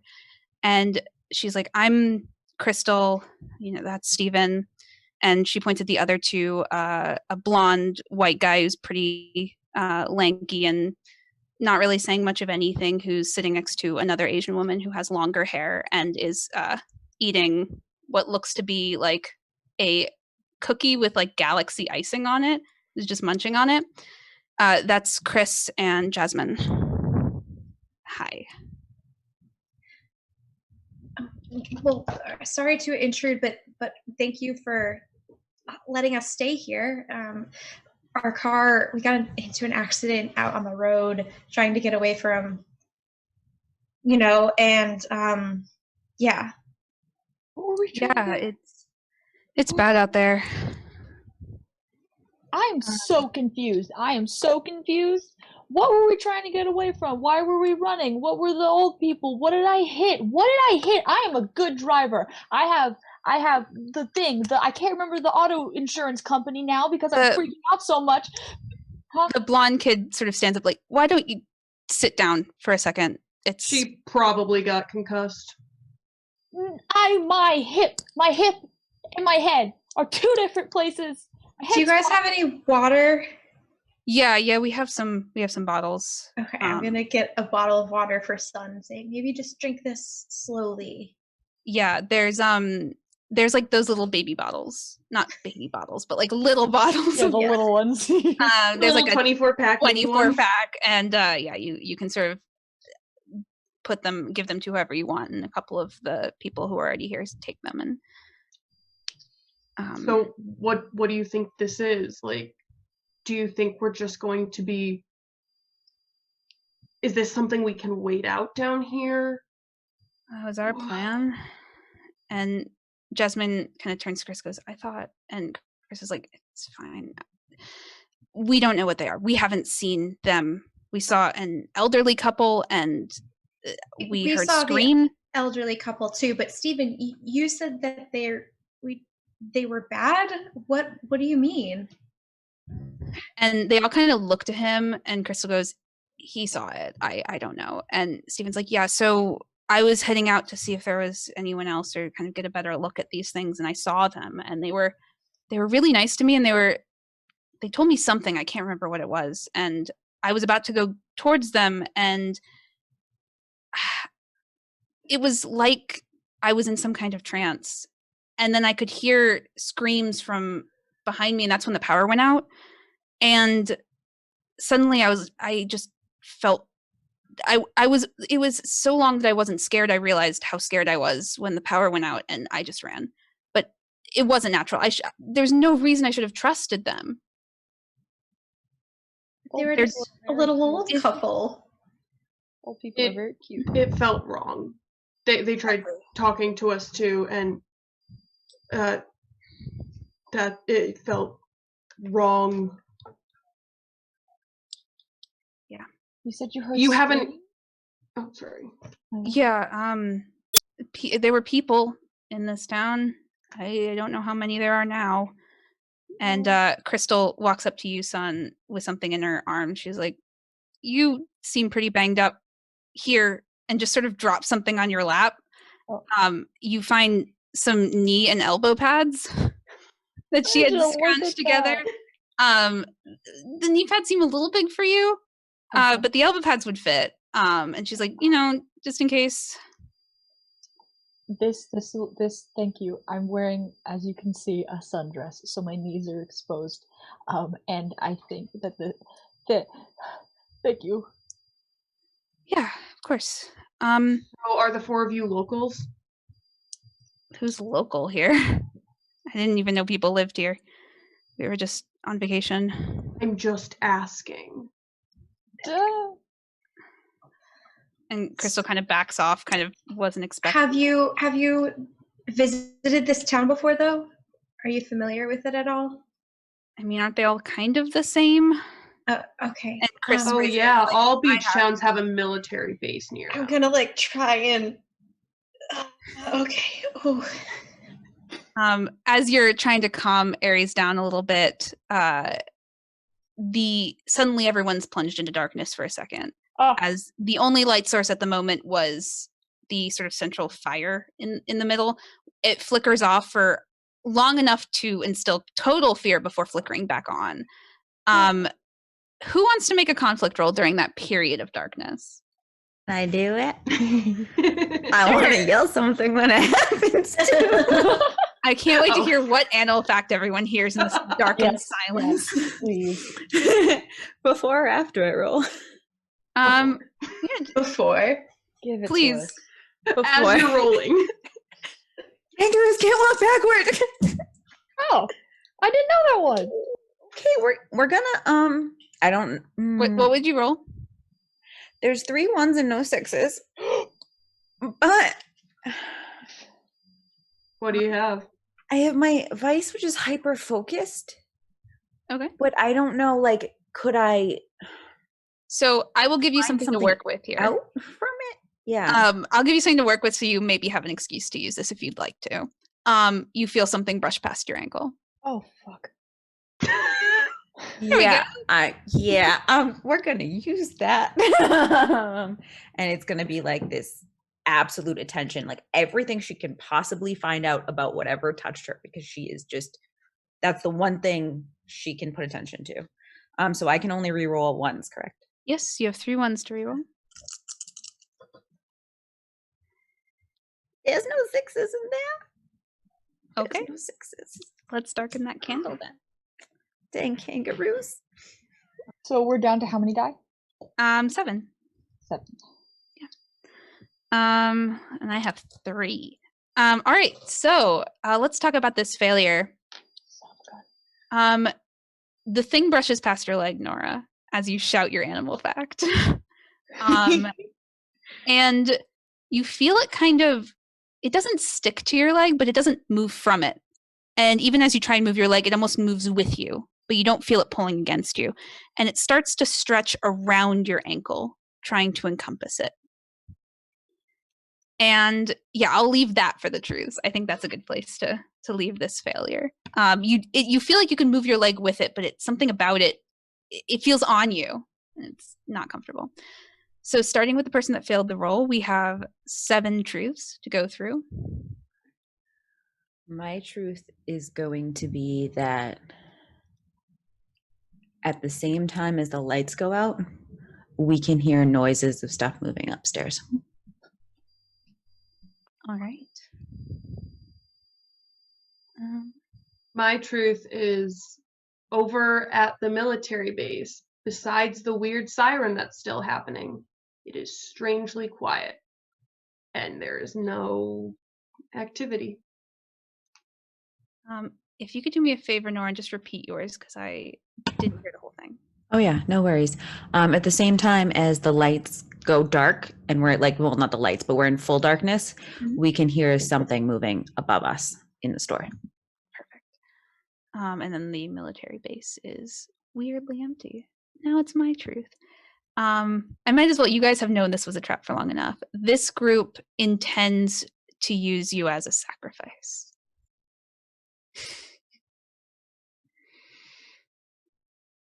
Son.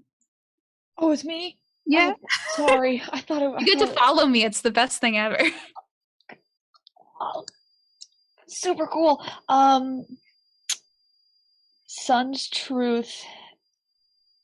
Oh man, this is a banger, huh? Pass and we can come back to you. Yeah, can we? I'm so sorry. I think we're ending on Aries eventually with counting ahead. Yeah. Okay. Amara. The ocean is getting closer, but it's also rising. Like there's almost a wall of water forming coming from the beach. Like something gravity wouldn't allow? Yes. Okay. My truth is going to be that Nora uses her lovely Tony Hawk skateboard to press down and fling off whatever this is, but she never hears it land. I love it. I can't do the one that I was going to do anymore. So, son, if you have yours, feel free to jump back to that. Right. My truth is that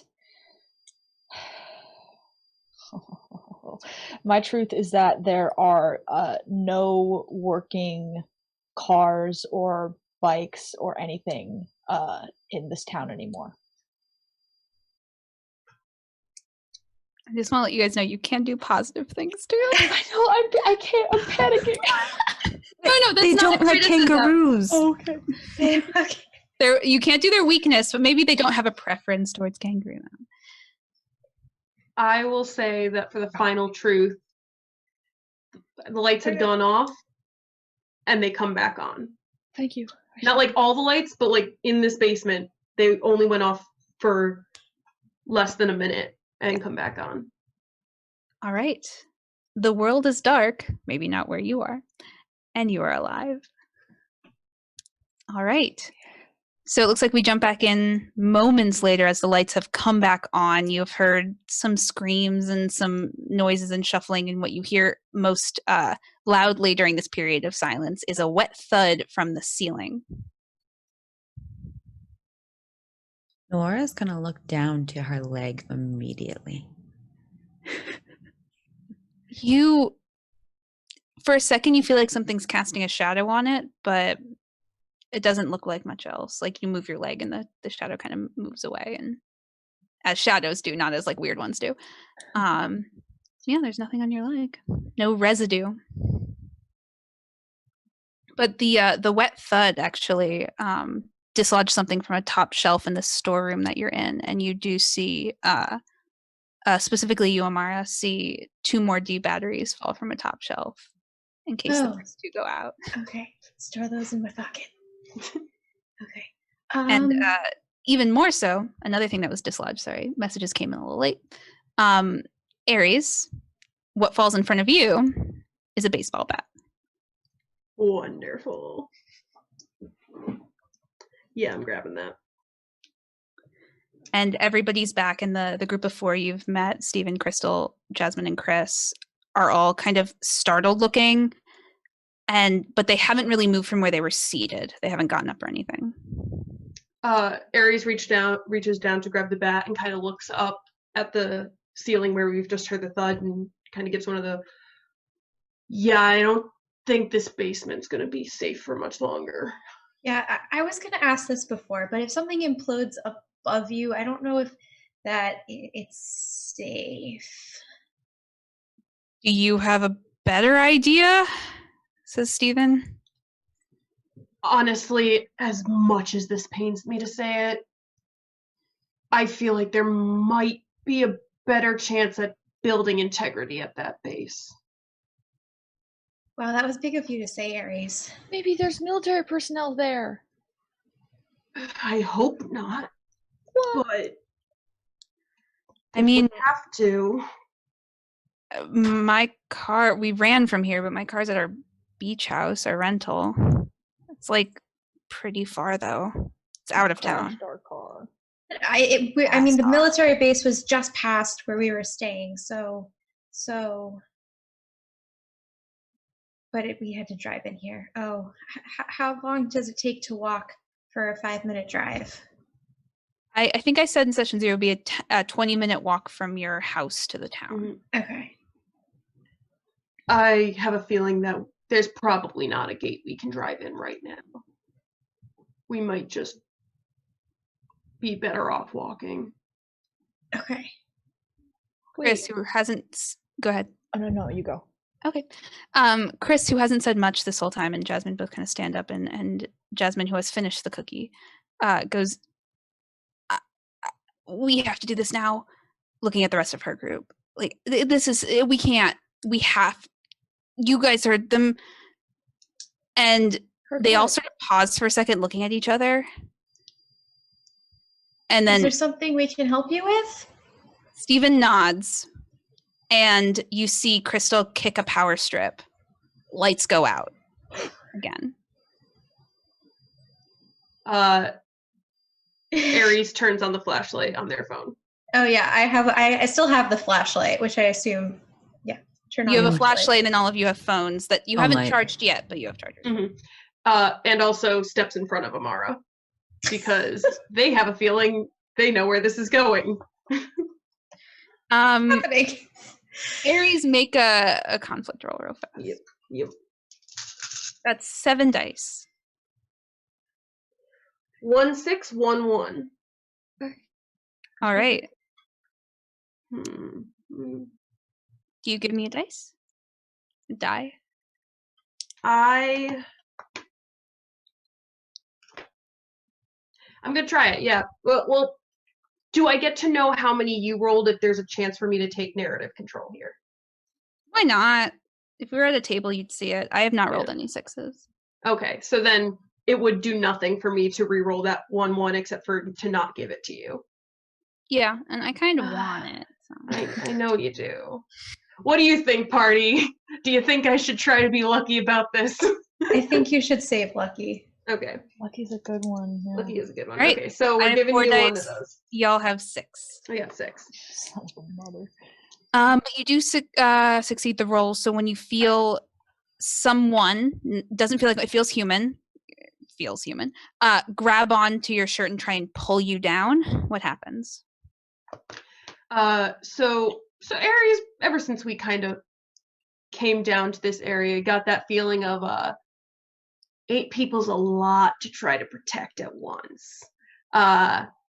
And so they've been kind of on edge this whole time. So as soon as the lights went out, it was camera phone on and bat at the ready. So as soon as there's a hand, that bat's hitting a wrist. All right. So you swing and you hear a crack, all of you do, as the bat makes contact with a person, probably one of them. And you hear sort of a shout from one of them, probably either Crystal or Jasmine, and one of them yells, "We have to get out of here. We're going." And you hear footsteps running away from you, but sort of further into the basement. It's still mostly dark. You're sort of seeing flashes of people as you hold up your flashlights. What's happening? Sun is screaming. Let's go, let's go, let's go.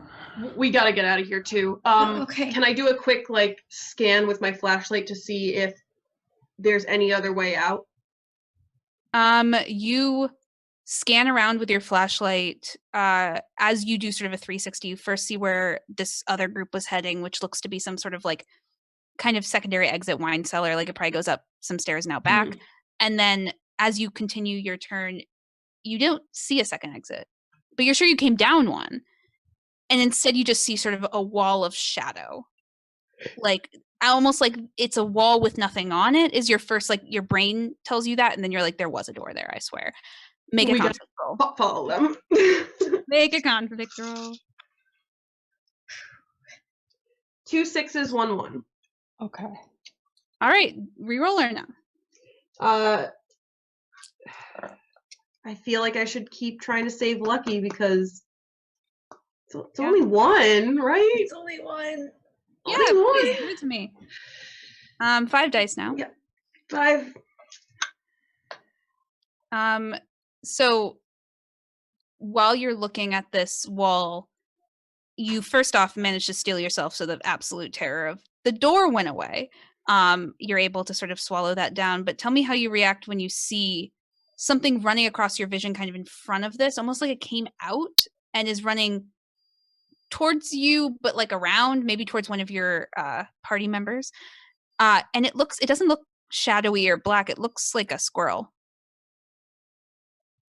That came out of the shadow, probably maybe through the door. It's weird.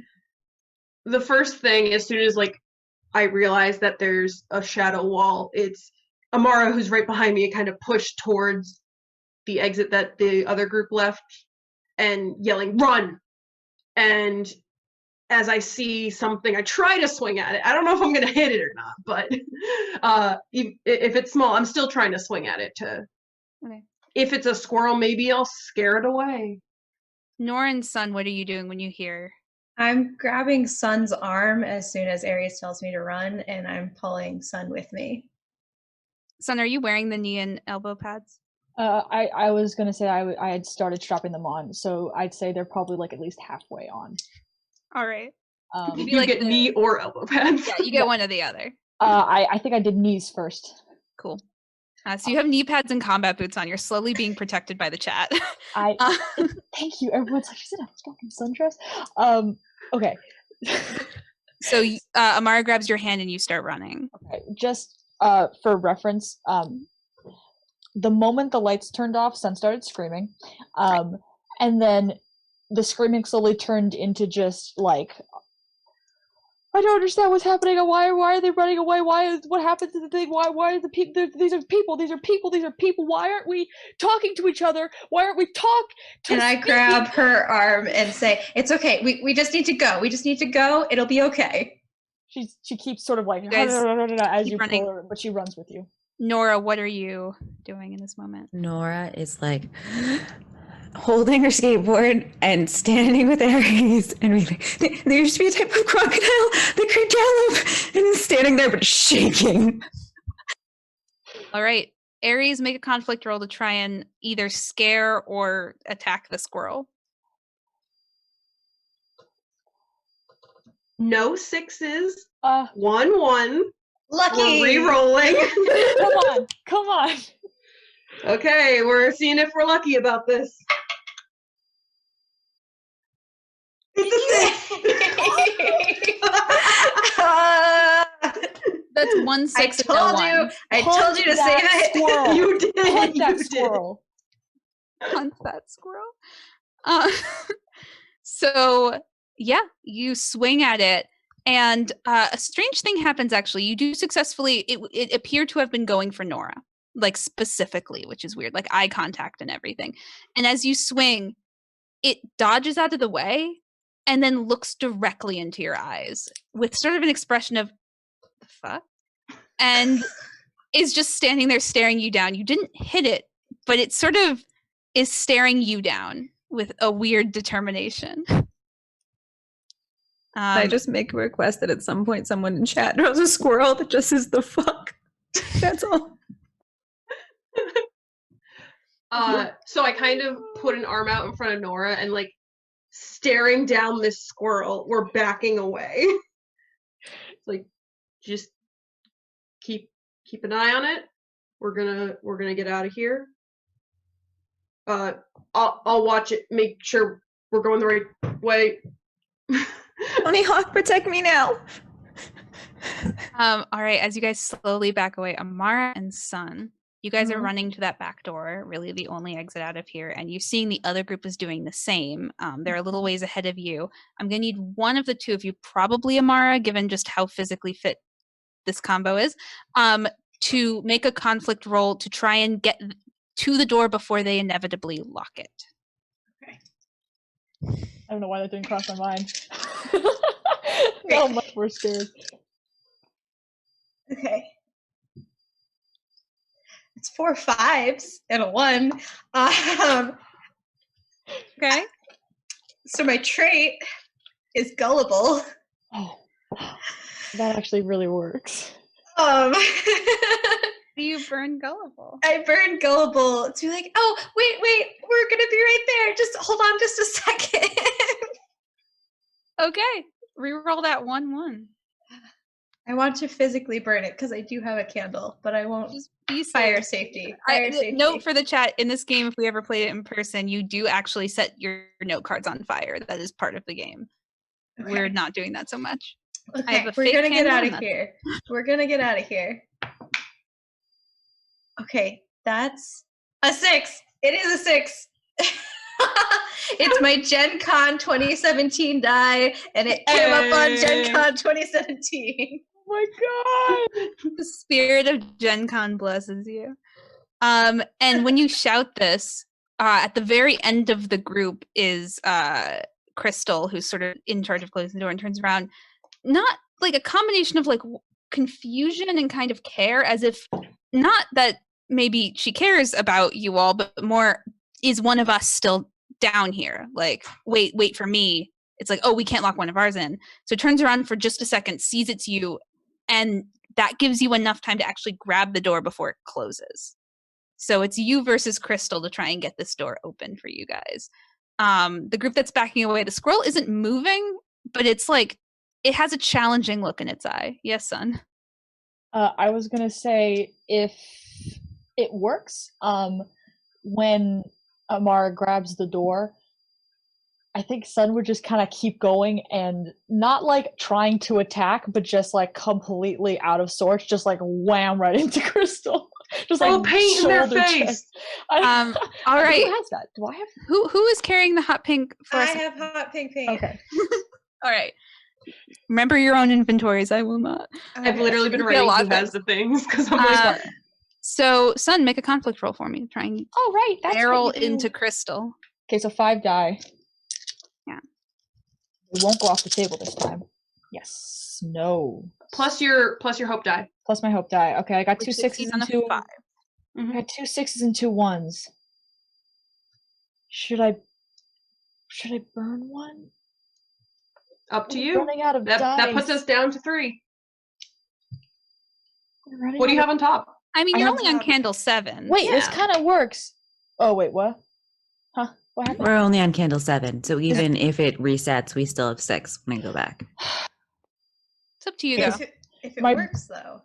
My virtue is, my thing on top is goal driven, and her goal is to get through the door. It is a Go for perfect it. fit. Okay, you know what? It's a perfect fit. Why not? The narrative, man. Okay, I'm burning this. I'll tear it up. Cool. So you're burning gold driven to reroll 2 ones, is that correct? 2 1s. That's another 6 and a 5.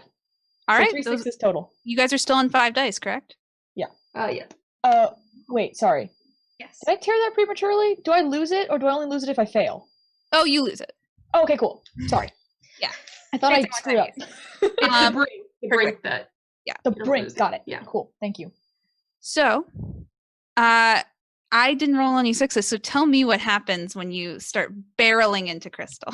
So, Amara grabs the door and stops, and Sun just kind of like keeps going with the momentum of it, and she's just sort of like, Ares said go, they're going to the door,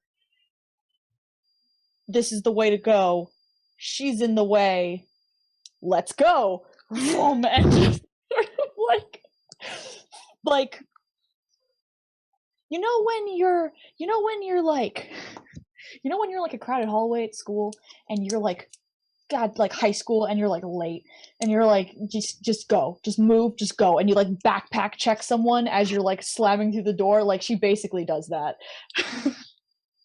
All right, so sort of tunnel vision, only Yeah. seeing the goal, very goal driven. Yeah. You barrel into like the small amount of space that Amara has allowed this door to stay open for, and you basically body check Crystal backwards onto the stairs, almost domino affecting the rest of the group. So you fly into them and they all fall back, and you hear just noises like, you actually hear one of them go, "So rude," from the top, like almost like this wasn't even considered. And at this point, if you guys are starting to move faster, Ares and Nora, you're starting to catch up to the rest of the group. The squirrel is following you at a walking pace. Do with that what you will. Yep. Still watching it. All right, so you make it to the door. You're at the door. Amara's holding it open. They've kind of given up on trying to push the door closed and are just running now. And you all can. Where are you going? Sorry, keep going. You just hear one of them go away, and the other one like, why? Shush, shush, and they all start. Let them go. Let them go. Amara, shut the door as soon as we're out. Okay. It's like as soon as we back all the way out. Yeah. Amara, as you're about to close the door, you see the cute eyes of a squirrel just sort of looking at you really sweetly. Oh. You haven't seen the squirrel yet, is that correct? I have not. Aries just told me to run when the squirrel came out, so I saw like something. Yeah, so you see this really cute squirrel that you're about to lock in a basement. Make a conflict roll. I'm not gullible anymore. I don't fall for that. It's more just, it more gives you pause. I wouldn't say it's Sure. like a moral quandary. So I have 1 6 and 1 1. Okay. So I think I will not re-roll for now. Okay. So we succeed with 1 We're at 4. We're at 4. Awesome. I also have 1 6. I'm going to take narrative control on this one. Okay. And you succeed, is that correct? Yes. And I get a dice, is that correct? So you guys are at 4. Yes. Cool. So you look at it and it sort of gives you these like puppy squirrel eyes. I don't know. And for one moment you're just like, but what you needed to do takes over and you slam the door. And as you do, you see the squirrel kind of change into like more of an angry face. And then it winks at you. And then you slam the door.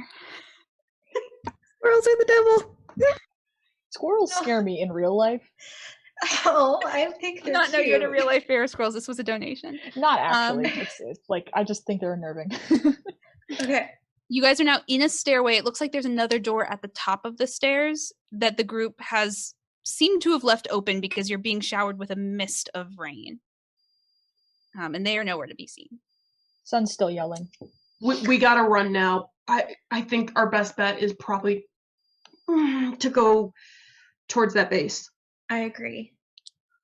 How are we gonna get there? We just have to go. If we we're see gonna- a car on the way, we can try to like hotwire it or something, or just take it. But Come on, We'll get a ride. car. We'll get a ride. It's fine. Let's go. Are you guys running into the rain? Yes. yeah, In You our still have ponchos. your ponchos. Yeah, you have your ponchos on. Mhm. And with our Hell yeah. flashlight. Hell yeah. It's our weak, heavy-duty flashlight. I yeah, have like that, turned my phone flashlight off and like plugged it in to the portable charger and put that back under my poncho. something that only you know exists at the moment. Mhm. You guys start running. What's the general marching order? Are you guys on like a horizontal line? Aries is leading, I'm assuming. Okay. And Nora's behind Aries. Sun and Amara can Yeah. be. pair it off again. Cool. Yes. Yeah, and Sun's like trailing, but Amara's like, Come on, leading. come on. It's Yeah. all right. We're gonna be fine. It'll be great. We're gonna find them. Don't We're gonna find the understand military. what's happening. It'll be all right. Why? We're gonna have a fun weekend, right? Why wouldn't they? Are they crazy? Why wouldn't they listen? Not everyone everyone's- is as good as you think. Everyone's probably just scared, right? Yeah, you're right. You're right. Just scared. Everyone's scared. Yeah. Speaking of All scared, gonna be better soon. so Sun and Amara, just by naturally, you guys are trailing behind a little bit. You're still keeping within eye line. I think even Nora and Aries are slow enough that not like staying behind or anything, but staying within eye line of everyone else. And you're heading out of town, ideally past the convenience store and towards the military base. As you pass the convenience store, Amara and by extension Sun, I'll say, sees a little elderly couple standing right where the road out of town starts. Suddenly you feel that warm feeling again, Amara, like someone is here to help you and take care of you. Make a conflict roll. Sure. 4 dice? 4 dice. 4 days. 4 dice. No No. sixes, no ones. Oh, good. All right. It is a candle darkened. A candle is dark. We're down to 6 candles. It looks like now is a perfect time to take our break. I believe there is a truth poll that's going to go into the chat during the break, and we'll come back with truths from everyone before starting the next scene. We're starting them with Amara, and we have 6 truths. Yes, that is correct. Plus a bonus 7th for the audience, I believe. So I only have to come up with 1. Okay. Stick around, chat, and start to think about what you want to have happen next. Maybe I'll take a look at some of those things. So we're going to take a quick break, maybe like, I don't know, 10 minutes. And we'll see you all soon.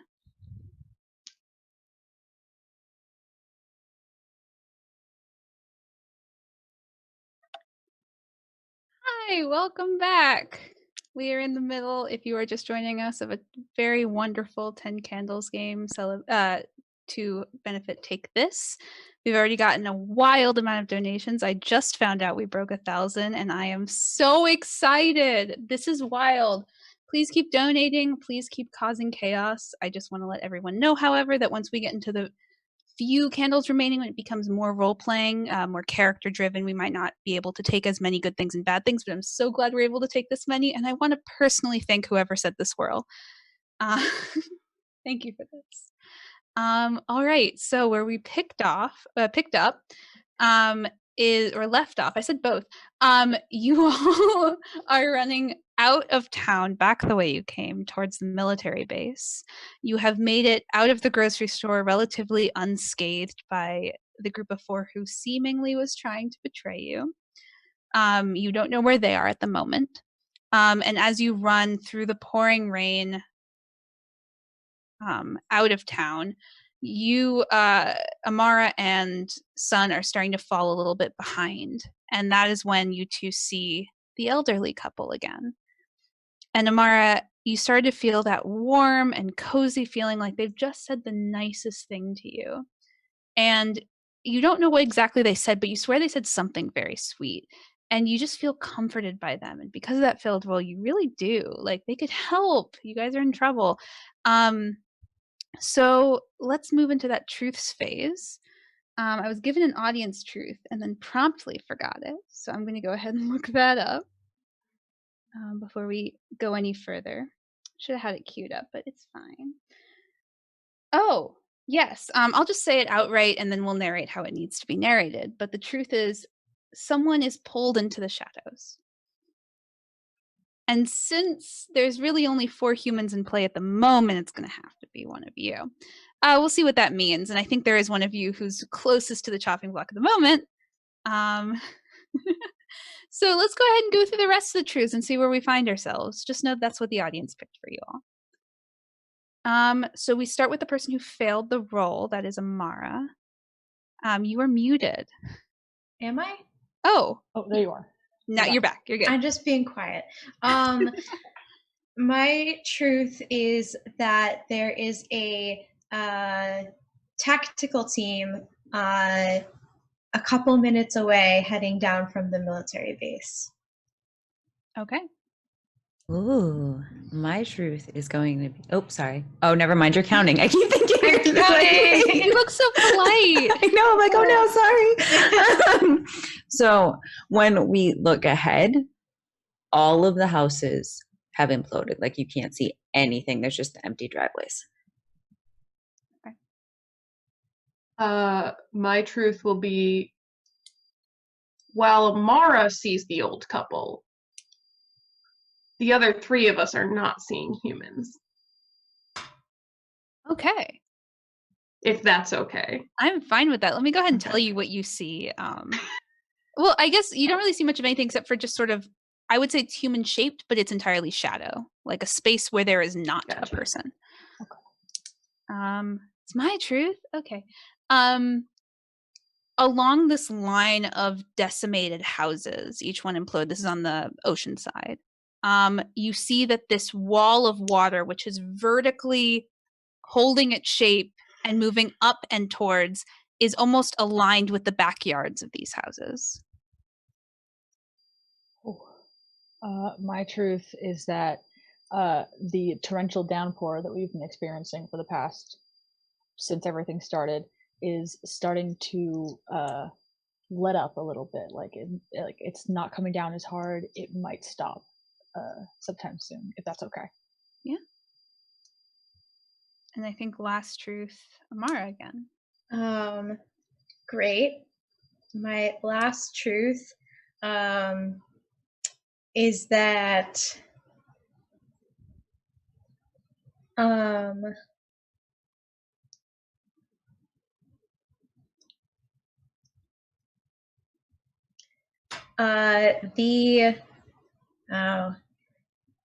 nope, sorry.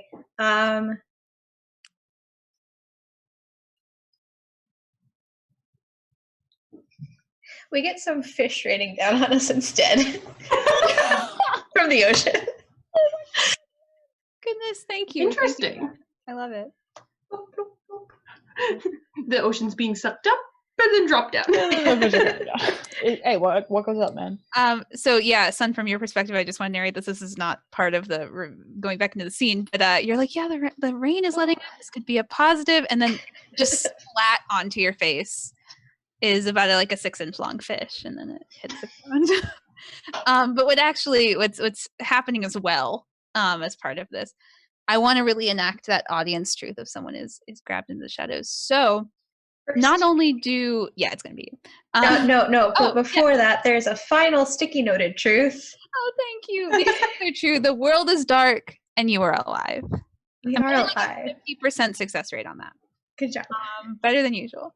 So going on though, everyone who sees not people, everyone who sees two sort of black cutouts of what should be people, also see that there's some kind of tendrils. The arms are kind of stretching, and you can see it's like stretching like silly putty, where the center is getting thinner, but it's staying sort of hand-shaped at the end, and it stays at the shoulder.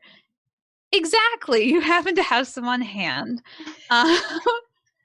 But it comes out of these arms extend and stretch and are wrapping around Amara. Like this weird, both of them, this weird, like extended, squishy hug that's coming from these creatures. And Amara, you just feel warm and you feel hugged. Like that's a good feeling. And this is where we'll pick up this scene. I see this, and I'm next to her, right? Yes. Were you supporting me? Were we holding hands? What were we doing? Or were we just walking next to each other? I think we were walking next, and like if you were lagging behind, I was probably like kind of pulling you up, like keep going. So I see the shadowy tendrils wrapping around her, and I am going to scream and like shove her. Like, not necessarily like her intention isn't to help, but she's not pushing her towards the shadow people. She's kind of pushing her like perpendicular, so like maybe it can still get her away from the tendrils. Does that make sense? Yeah, like having the vibe of reacting to a bug where it's like, yeah, just like get "Oh!" away, Yeah. but I'm not like tactically thinking at the moment. Yes, yes. All right. Yes. Yeah, let's make a conflict roll. Why not? Okay. You have 6 dice. I have 4. Well, you technically also have your hope die. I have 7. Also, while that roll is happening, who has their moment on top right now? Does anyone? All right. Good to know. Oh yeah. Yep. Okay. Hello, 1 6 no ones. Did you get a 5 on your moment? Your hope die? No. Okay. I got no 6s, so tell me what happens, please. Okay.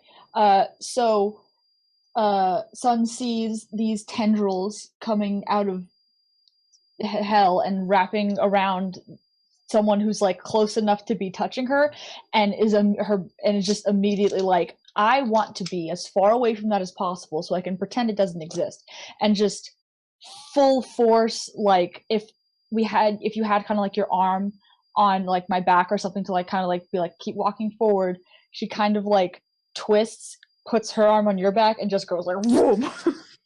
You are basically body slammed into the ground, Amara, by your friend or someone who you care about a lot as you're just trying to seek help from these people.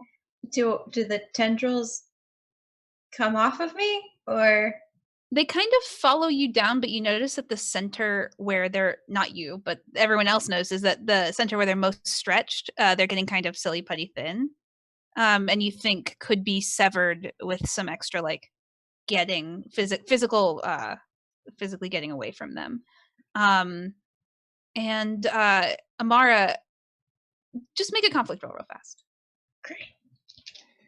I want to see if something happens. Okay, that's a 1. That's a 1. That's no 6s. Oh fuck. Do you have a trait on top? I have resourceful. I don't know if I'm in the right mind space to be resourceful. Tell you what happens, and maybe this sure. Yes. As you're pushed down by Sun, something in your mind just gets angry. Like you suddenly feel like these people are trying to help you. They're your allies, and your friends suddenly have proven that they just aren't. Okay. I'm going to be resourceful, and I'm going to take my pink paint, and I'm going to throw it at Sun, but I'm also going to, like, they're wrapped around me. It's going to also hit these people. Yes? So your response is sort of to non-violently attack your friends while simultaneously hopefully setting yourself up to see them. Yes. Okay, so go ahead and make those rolls. Okay. I should have also rolled for you. Come on. That is a 1 and a 6. So 1 dice does go away, but I do succeed. All right, we're at 5 and 5. And I will get rid of resourceful. Thank you, chat. Do you have your moment on top now or no? I do have my moment on top now. So you are very resourceful. In fact, why don't you tell me what happens as you have rolled more 6s than I have? Yes. So I'm like, why? I throw this paint, and as I do so, some of it gets on Sun and makes her beautiful and pink. But some of it also gets on these the tendrils themselves, and where I thought that the couple was, kind of giving me a hug or like greeting me, I now see silly putty long tendrils wrapped around me, and I also start to scream. Cool. So it sort of breaks you out of the trance you were in. You don't fully see them. There's still like sort of a flicker of like grandma grandpa kind of vibe. It's like grandma and grandpa with silly putty arms. Yeah, exactly. Like their arms are outstretched and stretched out. Yeah. And I'll also probably start to like back away, and I don't know if that helps to break the thin connection. Sounds good. So you back away, and now you start to see a little bit more of what everyone else sees. Those of you who are doing slightly less in this moment, Nora and Aries, you're noticing as this is all going down that in addition to the rain is actually letting up to the point that it's more of like a thick drizzle, and still like errant fish falling. But more importantly, a thick, heavy fog is coming in. It's almost rolling over the wall of water and coming down and onto the ground, almost like dry ice, just rolling in to the point that it's very even difficult to see your hot pink splatter paint boots, son. So what are you guys up to? We gotta get moving fast. Here, and Aries pulls out the phone charger. Assuming probably at this point that their phone is a little more charged. Amara, you have flashlight and batteries.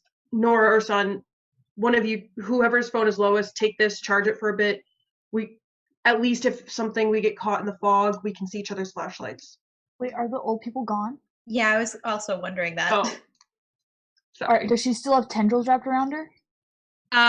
No, they've broken. In fact, I think when I backed away, they kind of split the off. hands have disappeared. The hands all the way up to the arm, and then you just see arms that sort of trail off into silly putty strings that are kind of. But they're still there. Yeah, they're just standing there. They haven't done anything yet. Okay, Yeah, cool. I'm getting up and running. I feel Let's like move. Aries starts to talk, and I'm just like, no, okay, bye. Yeah, I also, as I go, I do grab Sun's arm and drag her with me. Okay. Then I toss the charger to Nora. I'm gonna grab it. Go, dragonflies and damselflies warm a heart with their tails when they mate, and then throw it back to Sun. You're not gonna use it? No, I want Sun to have it instead. Oh God. I catch it. I'm yelling something about pink paint. And I guess I'll plug my phone in, just muscle memory, a charger. Click. Yeah. If it's not raining as much, can we make a kindergarten rope with ponchos? Probably when the crisis is over. You all are currently I keep sprinting. Aries has blocked out that there's whatever. Aries doesn't acknowledge dice people, so they're not real. Yeah. But you guys are now whatever. sprinting, if I understand correctly. Yeah, Maybe Aries sort of really forgets for a second, but then picks up and starts Yeah. sprinting. As you guys run past these creatures, they're sort of reconstituting their arms a bit, kind of bringing everything back in, maybe for a second attempt. So I'm just going to pick Nora. Go ahead and make a conflict roll for me. You haven't done a lot in this scene, so I want to get you into it. Oh no, I have to 5 think dice. about what I'm saying. What am I saying? Look up that animal fact. Okay. I'm gonna say sloth swims 3 times to 4 times faster than they move, and because I'm hoping, I don't know if the phone charger counts or if I need to do something else. I only have 1, and no 6s. I was gonna use my virtue of being loyal. Okay, yeah. So I will tell you sort of a little bit of what happens so you have a place to use this. You running past the couple, everyone else is sort of beelining, just aggressively trying to stay focused. Sun seems too distressed. Aries seems a little distracted. Namara has already broken through whatever this is. But you see them sort of flicker into view, like this really nice elderly couple. So how does your loyalty get you to break out of whatever mind clouding they're doing to you? So I'm gonna run with this and tell me if it's not okay. I'm thinking that I'm going to really hold on to the memory of my friend Aries and their rebellious streak, and I'm gonna jump on my skateboard and say, "Tony Hawk, don't fail me now! I'm trying to go forward." Of course, that is totally an option. Rip it up. 1-1. Oh no, I really hope I get a 6 out of this now, though. With that narration, you gotta. Didn't. Mm. I didn't. I got a 3. You wipe out. Tony Hawk failed you. Yeah, the skateboard moves forward and you move back and you fall right in front of them onto your back. That is the failure narration as we are down to 5 candles. Oh, no. And we're moving into truths again. So yeah, all of you are running away, and you just hear a crack as the skateboard like hits the ground in a weird way. It tips over. It's not broken. You still could grab it, but you fall back, and you see just as the arms are reconstituting, Nora is just lying prone, basically at their feet, having shouted a wonderful sloth fact in the process. All right, so 5 truths. It means we each get one, starting with the person who failed the roll. My truth is going to be Nora chucks the skateboard at them. Okay. If you want to, because it's a truth, like that kind of thing, I would add a conflict roll to. But you can tell me what happens after you chuck the skateboard at them if you'd like. You can tell me that was successful or that failed. It failed. Then I'll tell you that it sort of hits them and kind of goes in, and it's just sort of sticking halfway out of the man's thigh, but not like in a bleeding way, in like a bubblegum way. Bubblegum. Yep. I'm so glad you have Silly Putty. It's perfect for illustration I have purposes. anxiety. Woo. I know I have my favorite toys. Yeah. I've got fun today. All right, moving to Aries, I believe is next.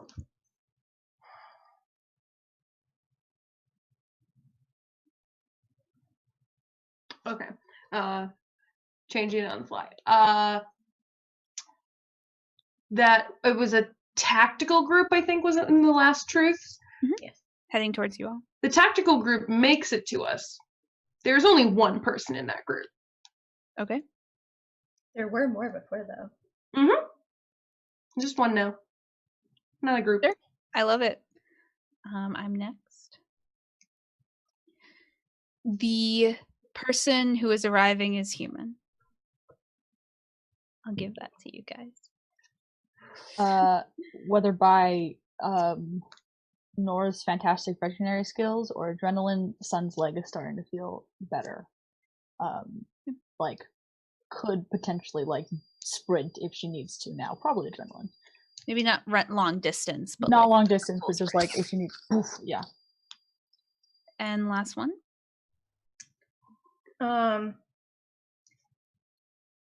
It's been raining some fish, and a mid-sized shark just falls on top of the couple.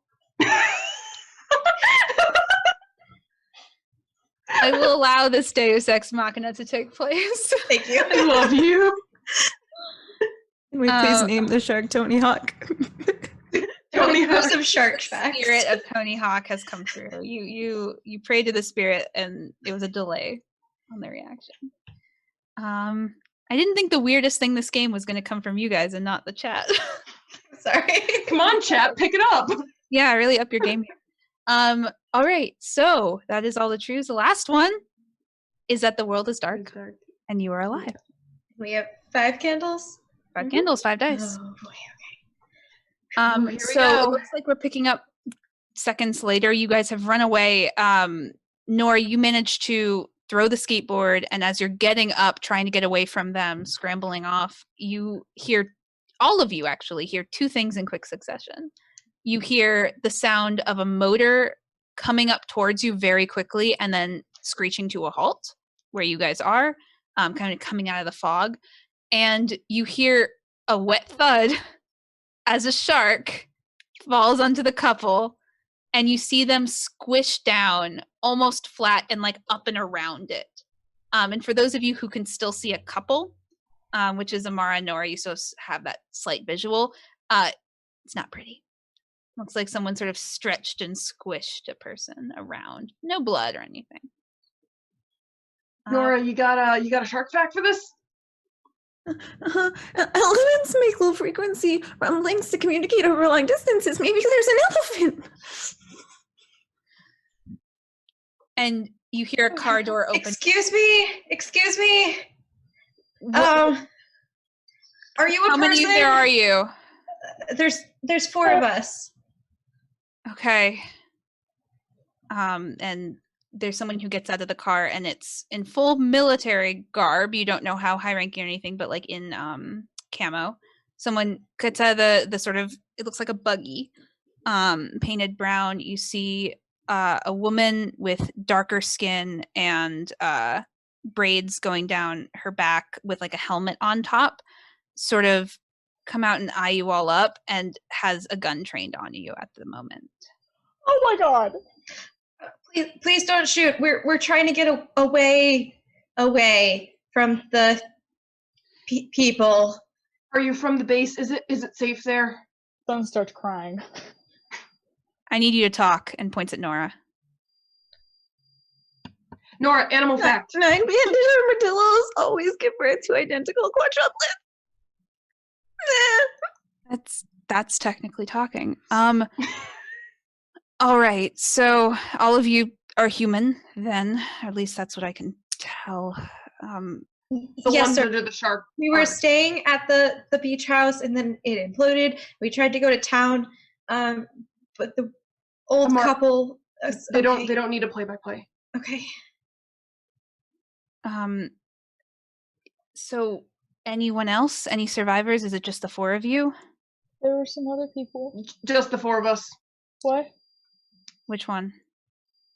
It's just the 4 of us. Aries or Nora, just roll conflict for the lie, one of you. I got it. Go for it. I don't have I anything to faith in you. reroll, so let's see. Oh. We're good. 2 6s, 1 1. Okay, so I'll take one of those. Yep. You're at 4 dice. 4 dice. You technically have narrative control. So honestly, it was so she would believe you, and she does. Yes. She sort of nods. Okay. Why don't you get in? I don't know if I think going back is looking like the best option. The base hasn't imploded or anything? No, it has. There's a bunker though. It's better than anything else we got. Come on. And they kind of like motion the others to. Yeah, let's get in. In And the car. she gets in behind the wheel. When we get in, I'm gonna be like, do you know what's doing this?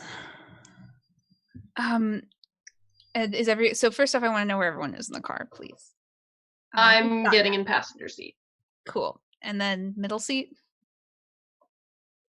Why not? I probably put Sun into the car, so I probably put her into the middle seat. Oh, that's true. Mm-hmm. I'm gonna be behind Aries. Cool. Sorry, what was the question? Do you know where these things, or what these things are? What's doing this? Anything? Well, let me tell you what I know while I figure out back roads. Going this way is not going to work, and sort of steers the car away from the ocean as the water is pretty much on top of the wreckage at this point. And is sort of using a couple of back roads, moving very, very slowly. Like you could jog beside this car because of this fog. And she goes, okay, so what we know is that they're sort of squishy. They can't really hold their shape exactly if shot.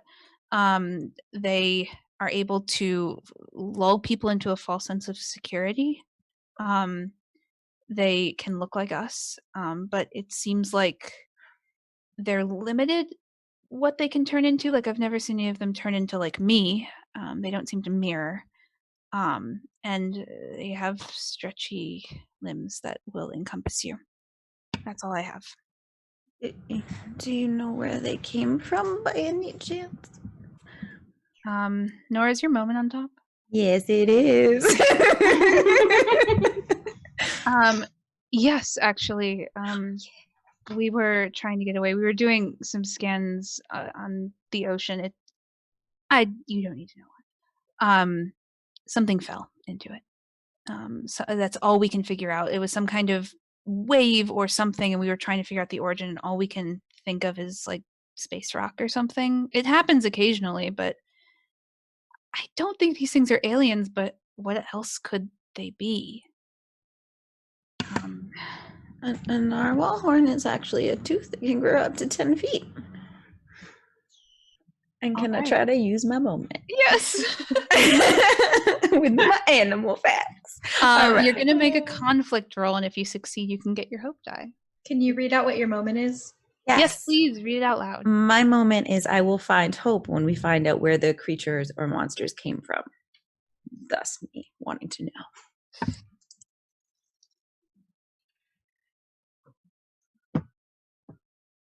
What'd you get? You are muted, or at least for Oh, me. thank you. I forgot how bad ones suck. I have 3 1s and no 6s. So with Do you have a trait under your moment? that you Nope. can't do it that way. You can't do Nope. it that way. I thought you I could. just have my Moment's not moment spent and my yet. break. You can't use rerolls on a moment because it's No. so. Not only do you lose 3 dice, and you guys are left with 1 die. Great. Your moment is gone, and you lose hope. Tell me, like, what causes that? What's going on in your mind when you hear where they came from? So Nora is sitting through and thinking of every possible animal she's ever heard of that's in the ocean and what could it be, and trying to match this trait and that trait and that trait, and there is nothing. And no matter what she thinks of, there is nothing. And she just starts panicking and shaking and just like curling in on herself in the backseat. Okay. Another question: is your brink on top now, or do you have a trait? Oh no, it's my brink now. Oh, good. Oh, good. Great. Since we do have a brink on top, I want to remind the chat and also the cast that brinks can be used at any point to do a full reroll. Every single die, not just the ones. You have to narrate how you embraced your brink, and then you do the full reroll. If you succeed, your brink stays. If you fail, your brink is torn up and everything is lost. I mean, you don't die, but like you're mentally everything is lost. You've got no more tricks. So now you have access to that. So as you guys are driving along, Nora starts to curl up into herself a little bit. And for most of you, the adrenaline is starting to run down a bit as you're able to sit for the first time in a while. And also generally starting to feel a little drier just because there isn't active rain happening. And who's sitting behind Aries? That's Nora. Mm-hmm. Nora, you probably wouldn't be paying attention, so probably just Aries at the moment sees this.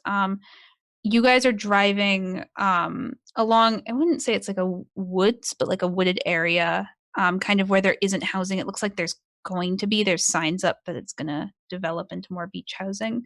And you're looking out the window as the drive continues, and you see eyes, just eyes, lining the side of the road, just watching. And this is through the fog? Yes. Okay. It's all you see. Aries is the only one who sees that. What was Aries that? Aries is the only one who sees that. At the moment. Yeah. Okay. Sorry, keep going. Aries' grip on the bat kind of just like tightens a little bit, and they just go, anyway, you could drive a little faster. I feel like there's not really anyone else on the road right now. Even in this fog, maybe just a little faster. With all due respect, no. I've already lost a number of people just coming from the base. I don't really want to lose civilians on top of that. And slows down slightly. Did it happen to happen here? I'm taking a different way on purpose. Okay. Just curious, what happened? Like, did you maybe see eyes everywhere right before that? No. There were 4 of us. One of them was pulled out of the car by something we couldn't see at a very fast speed, and 2 left on their own while the car was moving. Okay, let's keep those doors locked. And you hear the click of all the doors locking as this person reaches over, does that. Hey, Aries. What? Poked the back of Aries' arm. Did you say earlier that you wanted a shark fact? Because I know one. Sure, give me the shark fact. A mako shark can swim over 50 miles per hour. Did you hear that, Nora? She kind of like shrugs. That's it. I heard earlier you asked Nora for a shark fact and you didn't get one, so I thought, there you go. That was really funny, son, or clever, or yeah. It's true. Right, yes. The car slows down even more. Actually slows not to a stop, but almost like there isn't a foot on the gas anymore, like to a roll. And you I hear the look click of over. the doors unlocking. I slam my lock. This person you've met is looking out the side window at the door. Seeing that, can I see what they see? You start to see as well then that it's not like the wall of eyes that currently Arius still only sees, but you see like this cluster of eyes kind of looking, and then they all close at the same time, and you see that same shape of a single person. I think we should get going. Like I tap them on the shoulder from behind. What's going on? Just 1 second. I think we have another survivor, and she opens the door. Can I try? What this is? Do it. Can I try to like reach over and hold the door shut, like across their lap? Yeah, that's a conflict roll. Yeah, with I that think singular I'm gonna die. make it dire. Well, no, you have one die. That's me. Don't make it dire. Make it dire. I have some kindness still left in me. It could be dire for that person. Yeah, no, it's not going to be dire for you. Go ahead and make the roll. You have one die. You know what? Let's just see. Let's find out. It's a 6. Oh my god! I'm trying to like. I believe you. It's a 6. It's a 6. I did roll 2 though. A reminder for the rules though, in case anyone ever wants to, you can seize narrative control from me by just darkening a candle. I forgot about that. Yeah, no, I think we're good. Cool. Just thought I'd offer. You reach over and try and slam the door closed as this person is trying to get out and has one foot on the ground, and you slam it and you hear a crack. Oh! Slamming it right on her leg, and she screams and she turns to you and she's like, through pain, thank you, and slams on the gas, and you guys start moving again. Yeah. And the door is still open because it never fully closed, so it's just swung open as you all drive. I also relock my door. Yeah, it's like slam that lockdown. Yeah. Sorry, but you know. Glad Can we you're drive not faster now? Yeah. Well, we shouldn't drive with the door open. Just had slammed on the gas, is moving not like highway speeds, but definitely faster than you guys have been moving. Who's directly behind the driver? That's Mara. Mara. Make another conflict roll for me. Yeah. Sure. Good thing you slammed your lock shut. It's if you see a certain thing in time. No. Okay. Is it a 1? No. Oh, But you have the last to die, so it's a fail. It's Yep. Okay, so we're darkening a candle. We're down to 4. okay. It's fine. We're fine. Fine. So you guys are up to 4 dice again, which is good. Yeah. And Go if- haunted dice. And we're moving to truths once again. Okay. So, let me tell you what happens. As you're looking out the window, you don't see it in time. And what you don't see in time is the stretched limbs from somewhere to the side of you. And you guys are moving fast, so it's like moving almost alongside.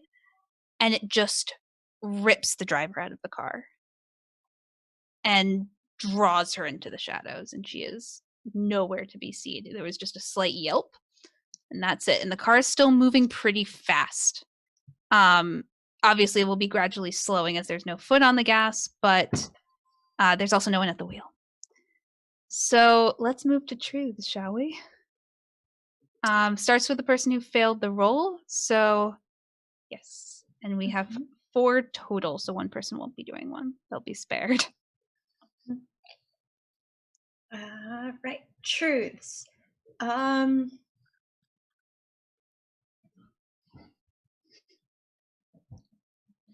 If you need to pass, we can. I need to pass. If somebody else has one, I have one. Okay, great. Okay. Go. Assuming, can I make a truth about another player character? If they accept it.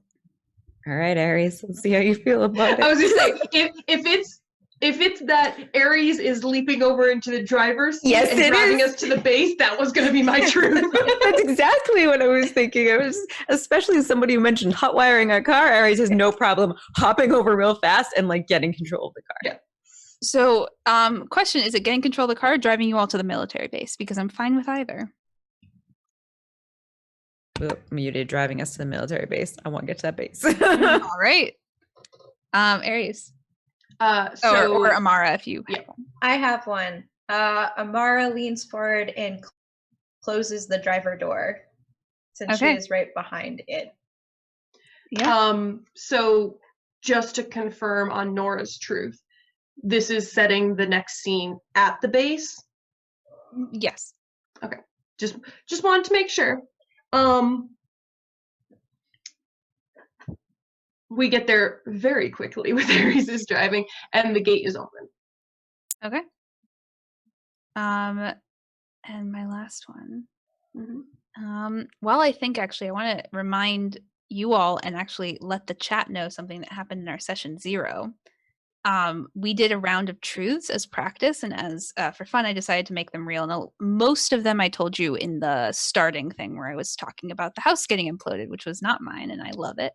But one of them is that there is a hole in the side of one of the bunkers, where it can be entered without. It was the wall of the military base. Oh, it was the wall of the military base. So if you want, Aries, you can have another truth because there is a way.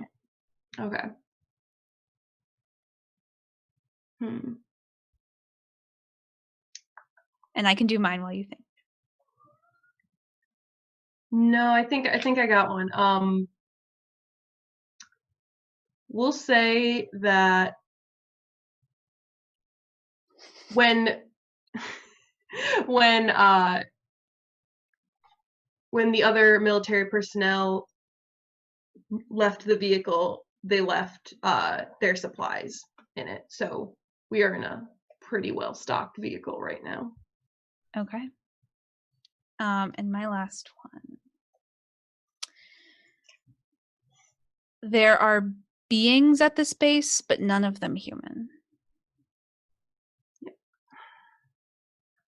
And you guys pull in through a hole, I'll say hole in the fence so that you guys can stay on the road for the most part. And you're able to pull up into this sort of compound area where there seems to be one larger building and then a series of smaller buildings as well. Where do you pull the car up to? That's a good question because my first thought was, what do I pull the car into? Yeah, I mean, you have your moment on top. I do. Kind of scrape something. Like if you want to narrate something into existence, I will allow it. There's plenty of things. Listen, There's I'm probably trying a to sign. decide if There's a we sign want. that says no trespassers for sure.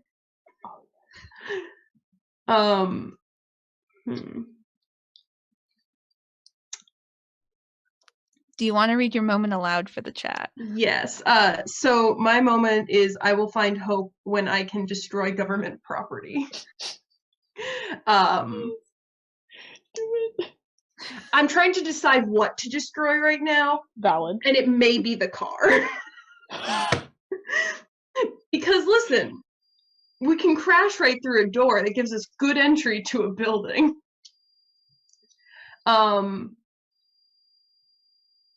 Actually,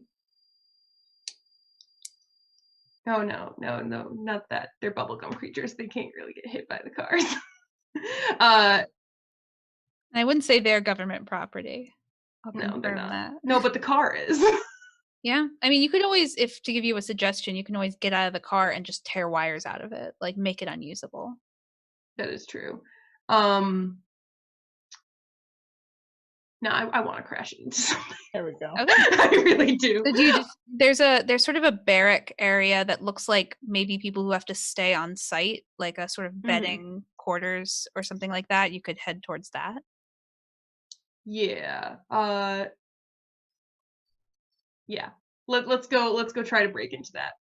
Okay, so you're just gonna go right through it. Yeah.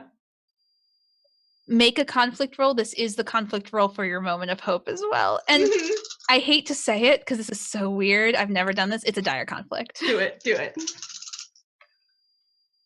It's 4 1 6, no ones. Yes. I rolled no 6s, so please tell me what happens. Okay. Also, you get your hope die. Yes, I am putting that in my dice pool, marking off that I used my my list. So I have a little list of vice, virtue, and it said moment and then hope. It's moment then brink. Yeah. Is your brink on top now? My brink is on top now. Good. Okay, so Ares is looking around, and it looks like there's kind of shadows. All the doors that seem to be open, there are like shadows that are kind of moving or eyes, and none of them look like a good option for the group to like start the search in. So Ares turns the car, like starts to pull over towards over towards a parking lot area, and just kind of sees in the rearview mirror, it kind of looks like there's something following. So Ares just floors it and heads at a blocked door, and just like, it's a well-armored vehicle, and so just plows through the door into a closed off, no shadow creatures in it bunk room. Okay. You all barrel into kind of doesn't crunch, just kind of like moves the door aside. And once again, you all are met with airbags. Yes. Some screams. Once more, yeah. There's some yelps. I would say maybe an animal fact, but that might be past that point for Nora. But Never past animal facts. Oh no. even when you lose all hope, there's still facts. They're just sad. Sad facts though. And you all can spill out into this barrack. There's basically, it's pretty locked down except for the fact that there's a hole in the wall plugged by a car. Ares, why did you do that? There were things all over. Didn't you see them? This looked like the safest place, plus I got to break it. That's a positive? Yeah, Ares is like a snow leopard. They can travel over 25 miles in one night. Oh my. I opened my door. Okay, son. We're safe for now. Okay, let's all let's find some place to hide. She mentioned something about a bunker. Right. We have to go find it. This just felt like the safest part for us to get out of the car. Okay. Is her gun still in here? You want to make a conflict roll for it? Yeah. 4 dice. I did say it was well stocked. Yes, we did say it was well stocked. Oh yeah, that was a truth. You get a gun. If you, why not? You get one handgun. That's Cool, it. cool. I'm good. I'm holding it like someone who doesn't know how to use a gun, but I'm holding it. You all see as you're spilling out of the car, Son just holding a gun. Son, maybe Ares should have the gun. Ares just crashed a car into a building. Ares, I don't want them to have a gun. Do you want to swap? You can have the baseball bat. I don't want a baseball bat. I don't. I have a gun. Look, I have a gun. Son, do you know how to use a gun? Yeah, you pull the trigger. Oh, don't you point pull it it? at people. Don't point it at people. You don't? Okay. Should I? I don't know. Should I? No. Gun safety. Want to roll for it? Gun Yeah, safety. roll for it. Yeah. Yeah, make a conflict roll. 4 dice. Gun safety, please. If you are distressed enough to actually pull the trigger on the gun. Okay. That's 1 6. Nope. That's a 3, not a 6. That's 4. Nope, nothing. I got 1, except I got 1. So I'm gonna burn my vice, my toxic positivity. All right. Like, everything is gonna be fine. I know how to use this. we won't even probably need it, and I'm just like going da da da da. Please, sir. No. That was bound to happen. Oh man. Okay. Your brink is on top. Is that correct now? Tis. Okay. Cool. I think that's everyone now with their brink on top. Fine. We don't lose any dice, you guys. So I still have my moment of hope. Oh right. We still need to get to that. That'll be interesting.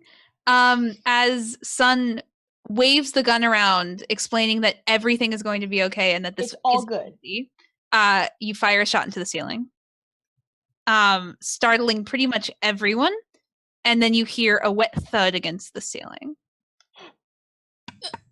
We gotta move now. Oh God. What did you do?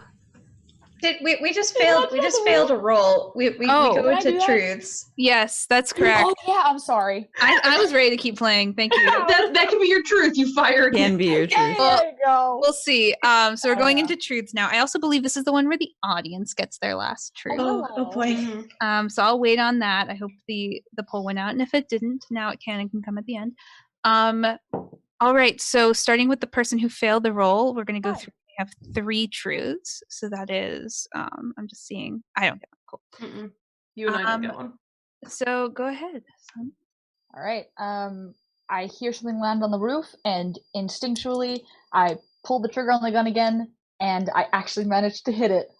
I'm giving it to. I want this. And you just So you hit it with a gunshot. Woo. All right. From the hole in the ceiling where the gunshot went through, some silly putty shaped drops start falling into the room and animating. Oh no. Sorry, I had to. Yeah, valid. So good. And last one, Nora. Other than the building we're in and one other building on the base, everything else is imploded. Okay. I love it. I will keep an eye out for the audience chat when it audience truth when it appears, and we'll add it in at that time. So no rush on that, producers. This is a fast one. All right. So, vote in that poll. It looks like it's live. So I will narrate a little bit extra to give it some wonderful flavor as the drips of sort of silly putty. So it's these elongated droplets, heavy at the bottom, and then like slowly going up to string at the top.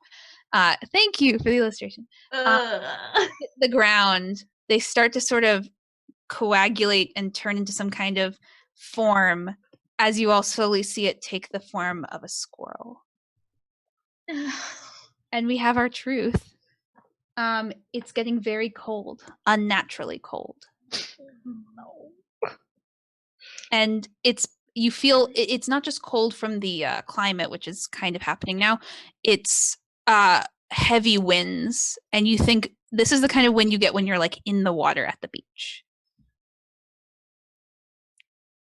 And before we continue, these things are true. The world is dark, and you are alive. Thank you, Tasbeth. So you're faced with the squirrel. We have 3 die now. You have 3 die.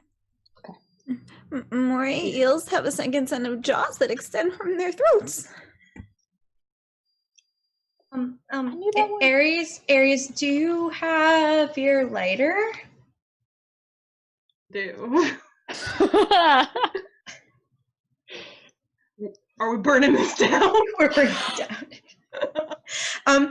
Guys, I think now might be a good time to see what things might hurt the creatures. Bullets. I see what you're saying. Bullets did not Fire work. again. Bullets did not. Just for your tracking sake, son, you have 6 bullets. You fired 3. Just so you know, you probably actually don't know how many bullets are in this, but you fire at the squirrel and you create sort of a conflict to see if you hit it. Yeah, great. Already? question. Actually, here's the thing. I'll give you a deal. If you don't care if you hit it or not, then you don't have to roll. But if you're really trying to hit it, I don't care. okay, you blind fire next to it. Yeah. I try and restrain Sun a little bit after that and say, maybe we don't shoot the gun blindly. Okay? What is there left to do? It's getting pretty cold. Why don't we try some fire? Yes, I think fire is a good idea, right? Okay? Yeah, Aries. Go, fine. Okay, Nora, is fire okay? Yeah. Does that mean I get to use my moment? I was wondering why you were asking, Nora. I was like, can you read your moment aloud for the chat, please? I will find hope when I can get the group to agree on a course of action. Yes, make a conflict roll for that. Thank you. I totally forgot. And I 3 dice. yes. Oh man, 3 dice is not a lot. Oh, shoot. Yeah, moments are better early sometimes. I failed. No. What'd you get? I got no 6s, no 1s. We darken a candle again. Yo, Yeah. and my moment is gone. And even if we light things on fire, Explain how you lose hope. Like, what's going on in your mind when that happens? I'm like, okay, we're gonna try fire. We're gonna try fire. I think that Aries lost their lighter somewhere in the chaos. And so I'm like, this is gonna work, and you pull open empty pockets. Okay. To burn things. We can still try and burn things. Maybe just not find with a maybe lighter. Maybe if someone from the chat donates, you can find a lighter. Oh, that'd be nice.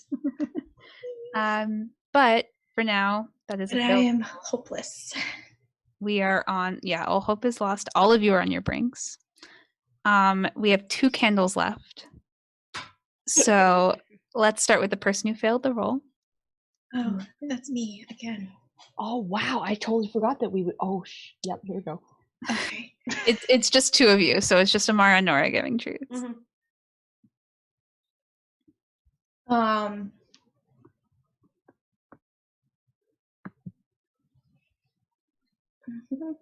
I think it's whichever one of you thinks of one first. Oh, Yeah. I have one. You just If you Amara, want do me a favor and think of something nice, because Oh, I'm too I much of wasn't a chaos going to. child, and I want to do something bad.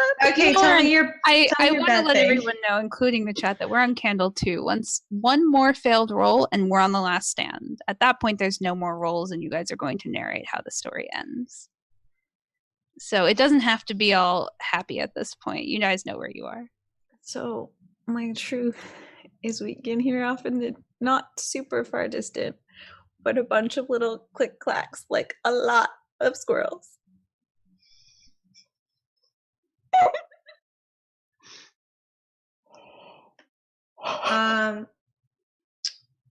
My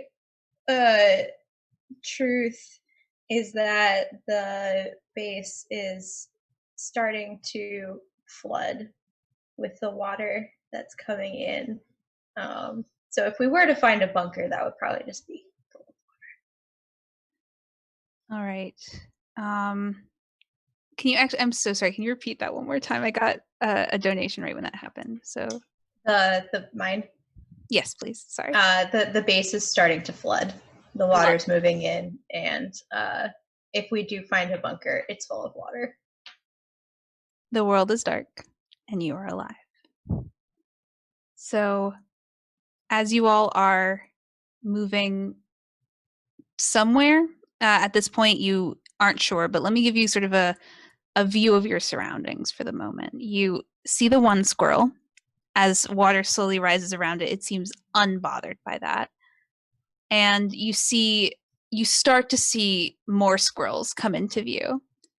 And I'm going to adapt a donation slightly. You also see 4 figures coming in from around the squirrels. You see Stephen, Crystal, Chris, and Jasmine. And they're staring at you so kindly. And they have their arms forward and open, welcoming.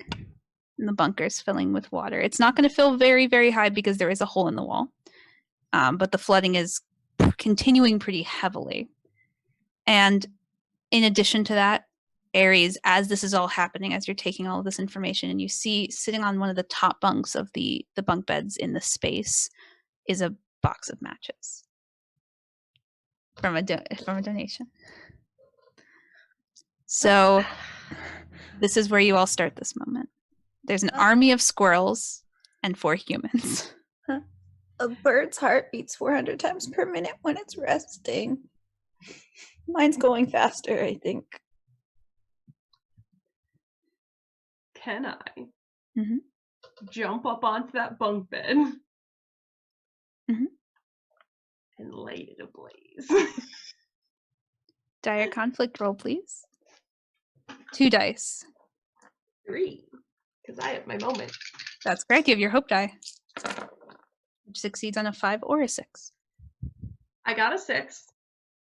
The other regular die is a 1. My hope die is also a 1, but that does not leave me. Does not leave you. So So we you're are down down to to 1 die. I rolled no 6s Okay. on 8 dice. So tell me, please, what do you do? So Ares jumps up on the bed, and like the floor is kind of flooding, but everything else, like, this has a roof over it. It's not been raining, so it's fabric. And I feel like it's probably really cheap fabric that's going to go up in flames very easily. And so Ares takes some of the matches and like lights and tosses onto the bed next to them. Lights, tosses onto the other bed. Lights, gets the sheet that is on the bed they're currently on, and then flings it at the squirrels. So it's like this flaming net. You all don't hear anything, but that slow, warm, cuddly feeling that was creeping up the back of all your necks that I was going to make some of you roll for dissipates as you just feel it cut off abruptly. And the squirrels start scattering, including the lead squirrel. So do the people. And you have a moment as they're all regrouping. They don't seem harmed, and you didn't hear anything from them, but you don't know if they make noise. And they seem to be regrouping. You have a moment. As the water is up to probably shins to knees at this point.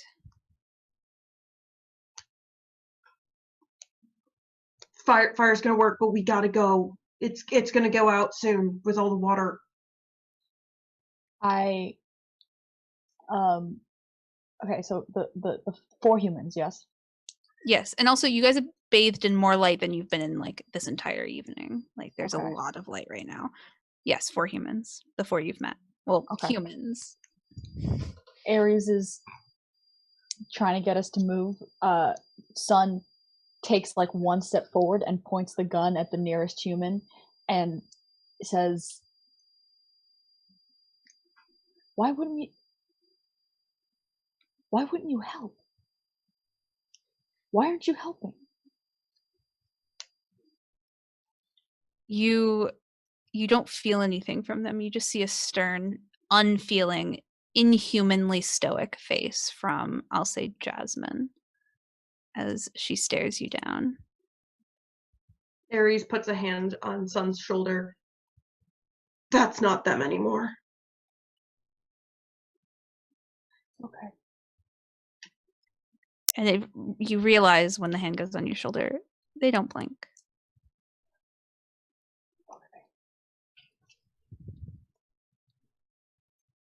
Are we running? What are we doing? I want to live. We're running. I don't know how. Let's get out of here. Car or by foot? Is the car usable? I said in my truth that it was durable.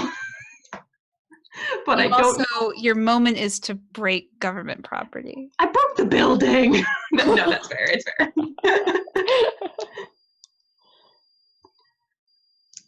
We need If to we don't get away move- from the water. Yeah, if we don't move, the ocean's gonna take us. Okay, then we run. We run. Let's go. Where I do take- we run? I take 2 sheets with me and the matches. Like 2 unlit sheets in the map. Yeah, 2 unlit sheets All to right. like use in the future. Who wants to make the roll to lead this charge out of here? I think Aries needs to do it. Kind of have Oh yeah. I can do it. Just know you have your brink. That's a full reroll of all Yeah. one die you have. So it is 2 5s, but one of them's my That hope is a die. success. That's a Yes. success. So you technically didn't roll any 6s, but neither did I. So why don't you just tell me how you guys get out of here?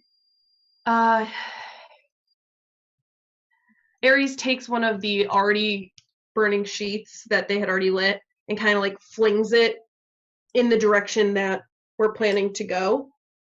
So it parts the sea of squirrels, but as soon as it hits the water, it goes out, but it's just enough time for us to dart through now that Sun can sprint. Okay. What's we're- your just away? Out of the building. And I think when we get out of the building, that's when we see that like everything else is decimated here. And I feel like the ground slopes up a little bit, so we're just kind of going anywhere to higher ground. Yeah. You guys all make it out of there for the most part and are running away, and you aren't being actively chased by the squirrels and the 4 people, but you are at a slow pace being pursued by them. Like they're not leaving you behind. Good thing in the donations. You all, I'll just read aloud. Flames push the shadows back for a moment, giving you all a head start.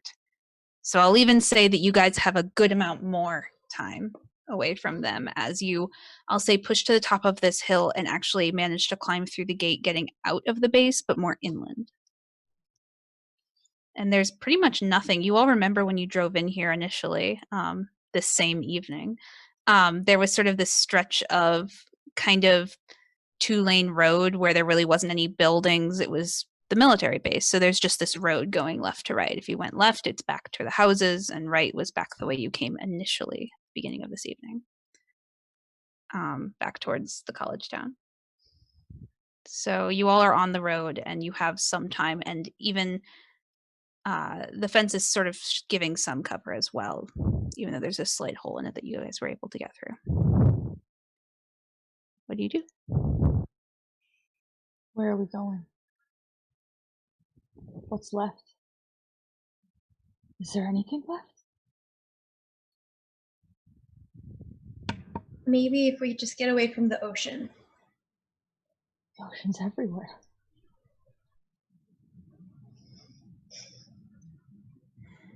A garter snake can give birth to 85 babies.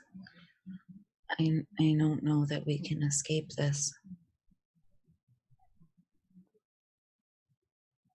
Well, if they're gonna get us, they're gonna get us while we run. Not just gonna give in.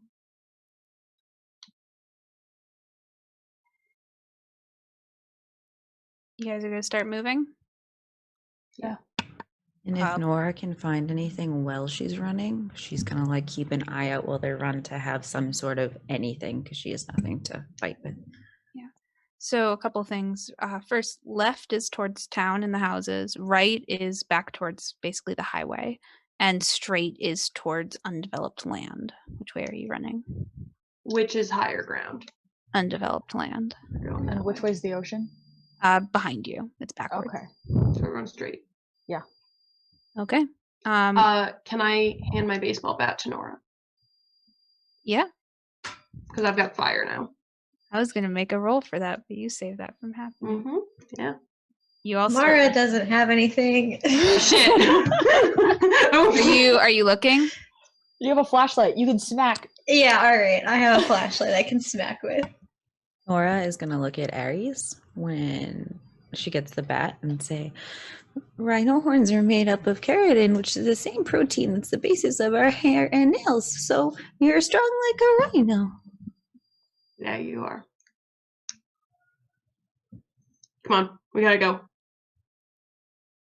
You all head into some sort of, it basically is just a field that's been flattened for the purposes of development, and it's just this straight hill. It's like you can't see over the horizon. You're just all walking up. It's There's no cover where you are, though, so it's just a straight walk. Is there anything you're doing or saying during this one moment of breath I'm giving you? I kind of pull Nora forward a little bit, and in the walkie-talkie just go like quietly, like the volume's turned down. It's just, now might be your only chance.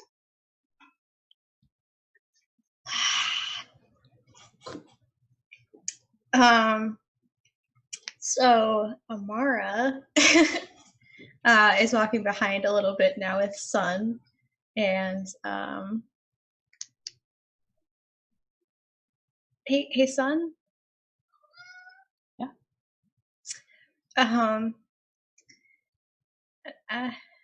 This all sucks, but I'm glad we're here together. Sure.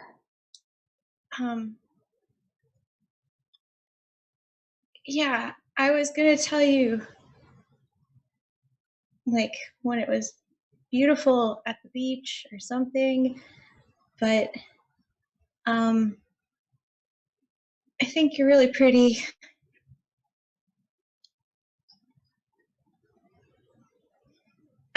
Yeah, and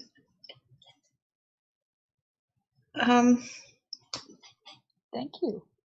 oh, I you know, the dress is messed up, but I worked hard on the fit, so I appreciate it.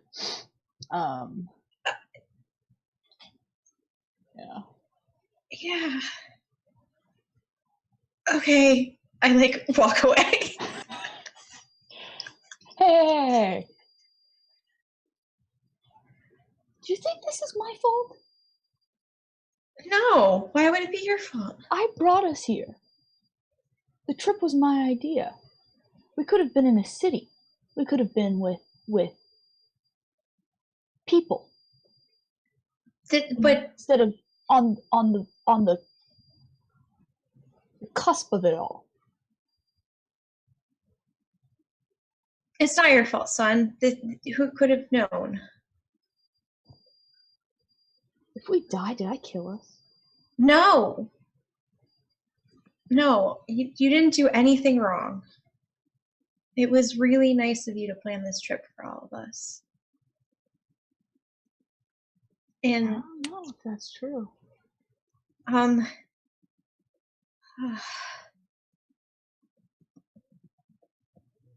It is. I believe it wholeheartedly. Thank you.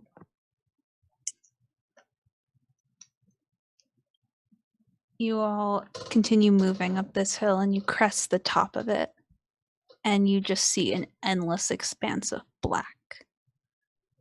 Either something covering your view or more likely power out everywhere. There's no way to see what the horizon looks like. It's not raining anymore, and you're far enough away from the coast that it's not fish anymore. But you're at the top of this, and as you turn around from the top of this hill, you see just an army of squirrels. Just slow march towards all of you. And the 4 people are still there, and you see sort of dotted amongst this like army are other people. You see the man that was working at the convenience store earlier this evening. You see the elderly couple. You see various other people from the town that are all slow walk up the hill. And you see behind them this wall of water. We need to run. We need to get out of here. What do you say? Stand and fight, or do we just keep running? Where do we run to? Exactly. Let's go. I got a gun. I got a bat. I've got you Fire. guys. Okay, who's taking the lead on this? Real quick, Yes. just before the rolls start. Amara, I'm not stupid. I am, but I'm not. I know you were just telling me that you like me, like I know, but like I don't know how to deal with that, so I just sort of like ignored it. But now I think we're gonna die, so I just gotta like let you know that I think you're great. I'm gonna be totally honest with you. Part of my brain is still thinking about like my career, so I haven't even considered relationships, but not because you're not hot. I cocked the gun. I kind of like turned to Aries with a questioning look, like, what just happened? And Aries gives you a, what did you expect it, son, look. And then just, please save us, son. Yeah. Are you firing the gun? Yeah. All right, 1 die. that's your moment. That's my moment. That's your moment, yeah. That's your hope die. I just got 2 1s. You have a brink. Burning my brink. What is your brink? Read it out for us. I kind of played the character wrong for the brink, I feel like, but what? It's okay. You've seen me completely break down and lose my perfect composure. She's been freaking out this whole time. Let's have her go ham fucking wild, though.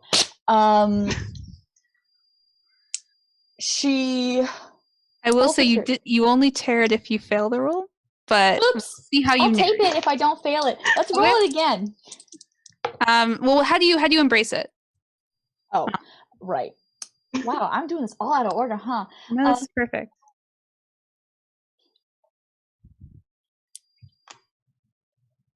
He goes to fire the gun. And like it just goes into the nothingness, and it feels like it didn't do anything.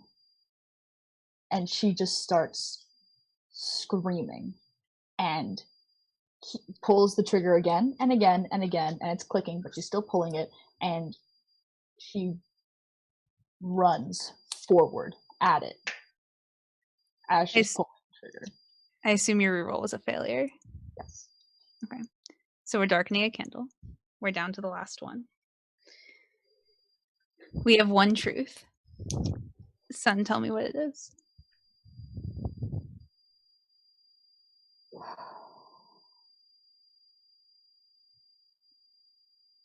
You go down screaming. All right. So the world is dark. You are still alive. What do you do? I run in after son. I look at Aries. I go, a pack of kittens is called a Kindle. And then I run in after Amara, swinging the bat. Aries looks down at the sheet and the lighter in their hands and just, well, this all started as a team. Guess we're ending as one too. You know, didn't really hate it. Runs in, lights them ablaze. And you all fight as many squirrels as you can before you eventually go down. These things are true. The world is dark.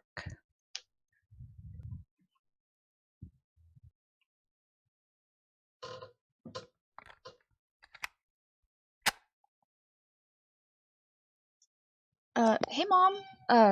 We made it to the beach house. It's really nice here. 2 stories, the fire pit in the back, right near the boardwalk. Yeah, the whole gang's here. Nora, Amara, even Aries made it. I was kind of surprised, to be honest. I always feel like they don't like me. But I mean, sometimes the stuff they say freaks me out a bit, and I know I rub them the wrong way, but I'm still glad they came. And Nora and Amara were given, of course. Nora's great, and Amara's just the sweetest, such a good friend.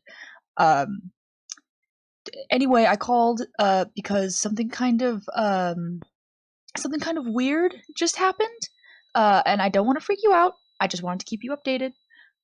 Whatever it is, I'm sure it'll work itself out. And if things get worse or dangerous or anything like that, I'll get us home. Don't worry. I just wanted to let you know. Anyway, I love you. Call me back when you can. Bye.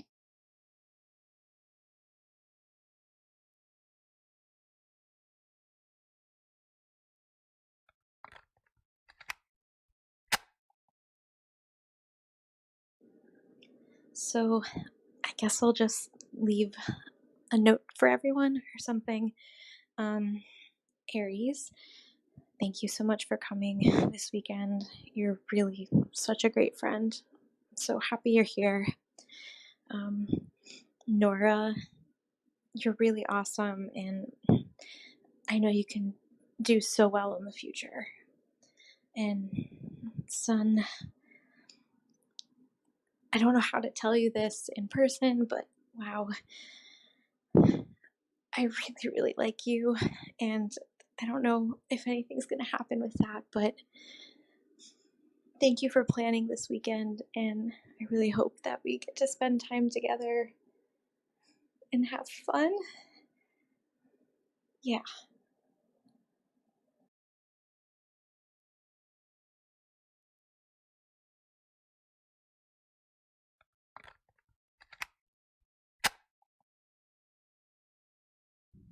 Hey, I'm sure we're gonna be fine, right? Everything will be fine. But in case I don't make it, I wanted you to know, Aries, that I really appreciate who you are. You're brave, and you're always so committed and dedicated to what you believe in. And so, in case something did happen and to us, and like I didn't make it, or which, like I said, it's gonna be fine. But if it's not fine, I just wanted to make sure you know that I know that you did everything you could for what you believe in, and I just really appreciate you.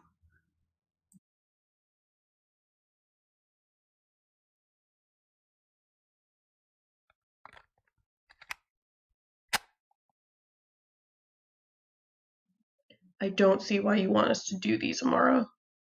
Yeah, because Sun asked, of course. You're lucky I value your friendship. Yeah, I'll do it. Go back to the others. Well, it's not like we're gonna need these.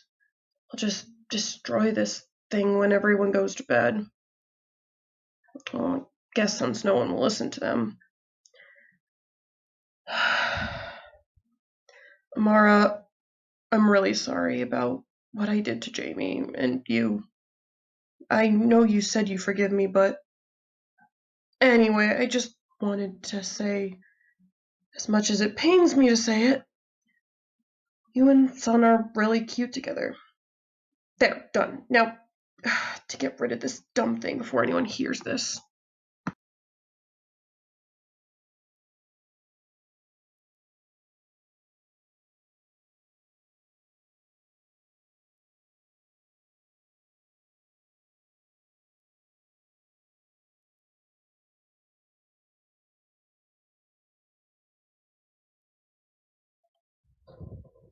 Welcome back. Thank you all so much for watching. Players, thank you so much for playing. I had a lot of fun. I don't know about you, but I definitely did. It looks like we hit $1,300 as our total at the moment, and that blows my mind given that our initial goal was 200. So I just want to hold this up because it's been sitting by me this whole time. It's too dark to see the emblem, but thank you all. If we could go around one more time and introduce you guys, just tell me who you are and where we can find you. So I'm Paula. I'm your GM. I'm found at Art and Audio with underscores instead of spaces on Twitter. Mute button didn't work. Hi, I'm Maya. I am I can be found at Critical Role Memes on Instagram or at Crit Role Memes on Twitter, where I post memes and stupid stuff related to Critical Role, all of which is far more lighthearted than this. But yeah. I'm Pixie. You can find me at Mischievous Pixie on Instagram or mpixiedust on Twitter. There's no E in Pixie though, it's Pixi. I'm sure I'm linked somewhere though. And definitely follow New England Critters as well. And thank you all for joining us. Oh, hey, I'm Word Fangirl. You can find me on Instagram, Twitter, and mostly and most importantly for me, Twitch. I stream first playthroughs and nostalgia games, which even when they're this dark are much sillier, though we did have squirrels, so kind of tracks with my community. Yeah, and thank you guys so much for being here and for showing the heck up, because $1,300 is wild. So thank you, and we love you so much. And I am Mick. I am Armaria Cosplay on all platforms. I mostly post about cosplay and tabletop RPGs in general, so if you like those things, come hang out. Again, big thank you to everyone. Thank you so much. I hope you had as much fun watching as we did playing. I really hope so too. I just want to say that you should catch Daspiff's streams when he streams Pokemon Monday, Wednesday, Saturday. He's starting a new thing on Monday, so be sure to catch that right where you are now. And he's also at Daspiff on Twitter. Liz, our other producer, catch her streams on Saturday and Wednesday, variety streaming, twitch.tv/librarianliz with 2 Z's. Don't forget that. And then if you want some amazing graphics and overlay or editing, contact Quixotic at Quixotic on Twitter to get wonderful things for your productions. If you missed any part of this or you want to rewatch it, which I'll be doing, there will be a VOD on this channel and hopefully very soon on the New England Critter YouTube channel. So go seek that out and subscribe to catch that when it comes up. Once again, I'm Paula. Follow me at Art and Audio. Maybe if I get followers, I'll remember to tweet. Thank you all so much for watching. Just remember, the world is light. It'll be bright in the morning, and that hope is still there. And thank goodness things have happened the way they have recently. And just keep that hope and keep fighting with whatever weapons you have on you. Happy Friday the 13th. Happy Friday the 13th. I hope to see you all again soon. Thank you. Bye.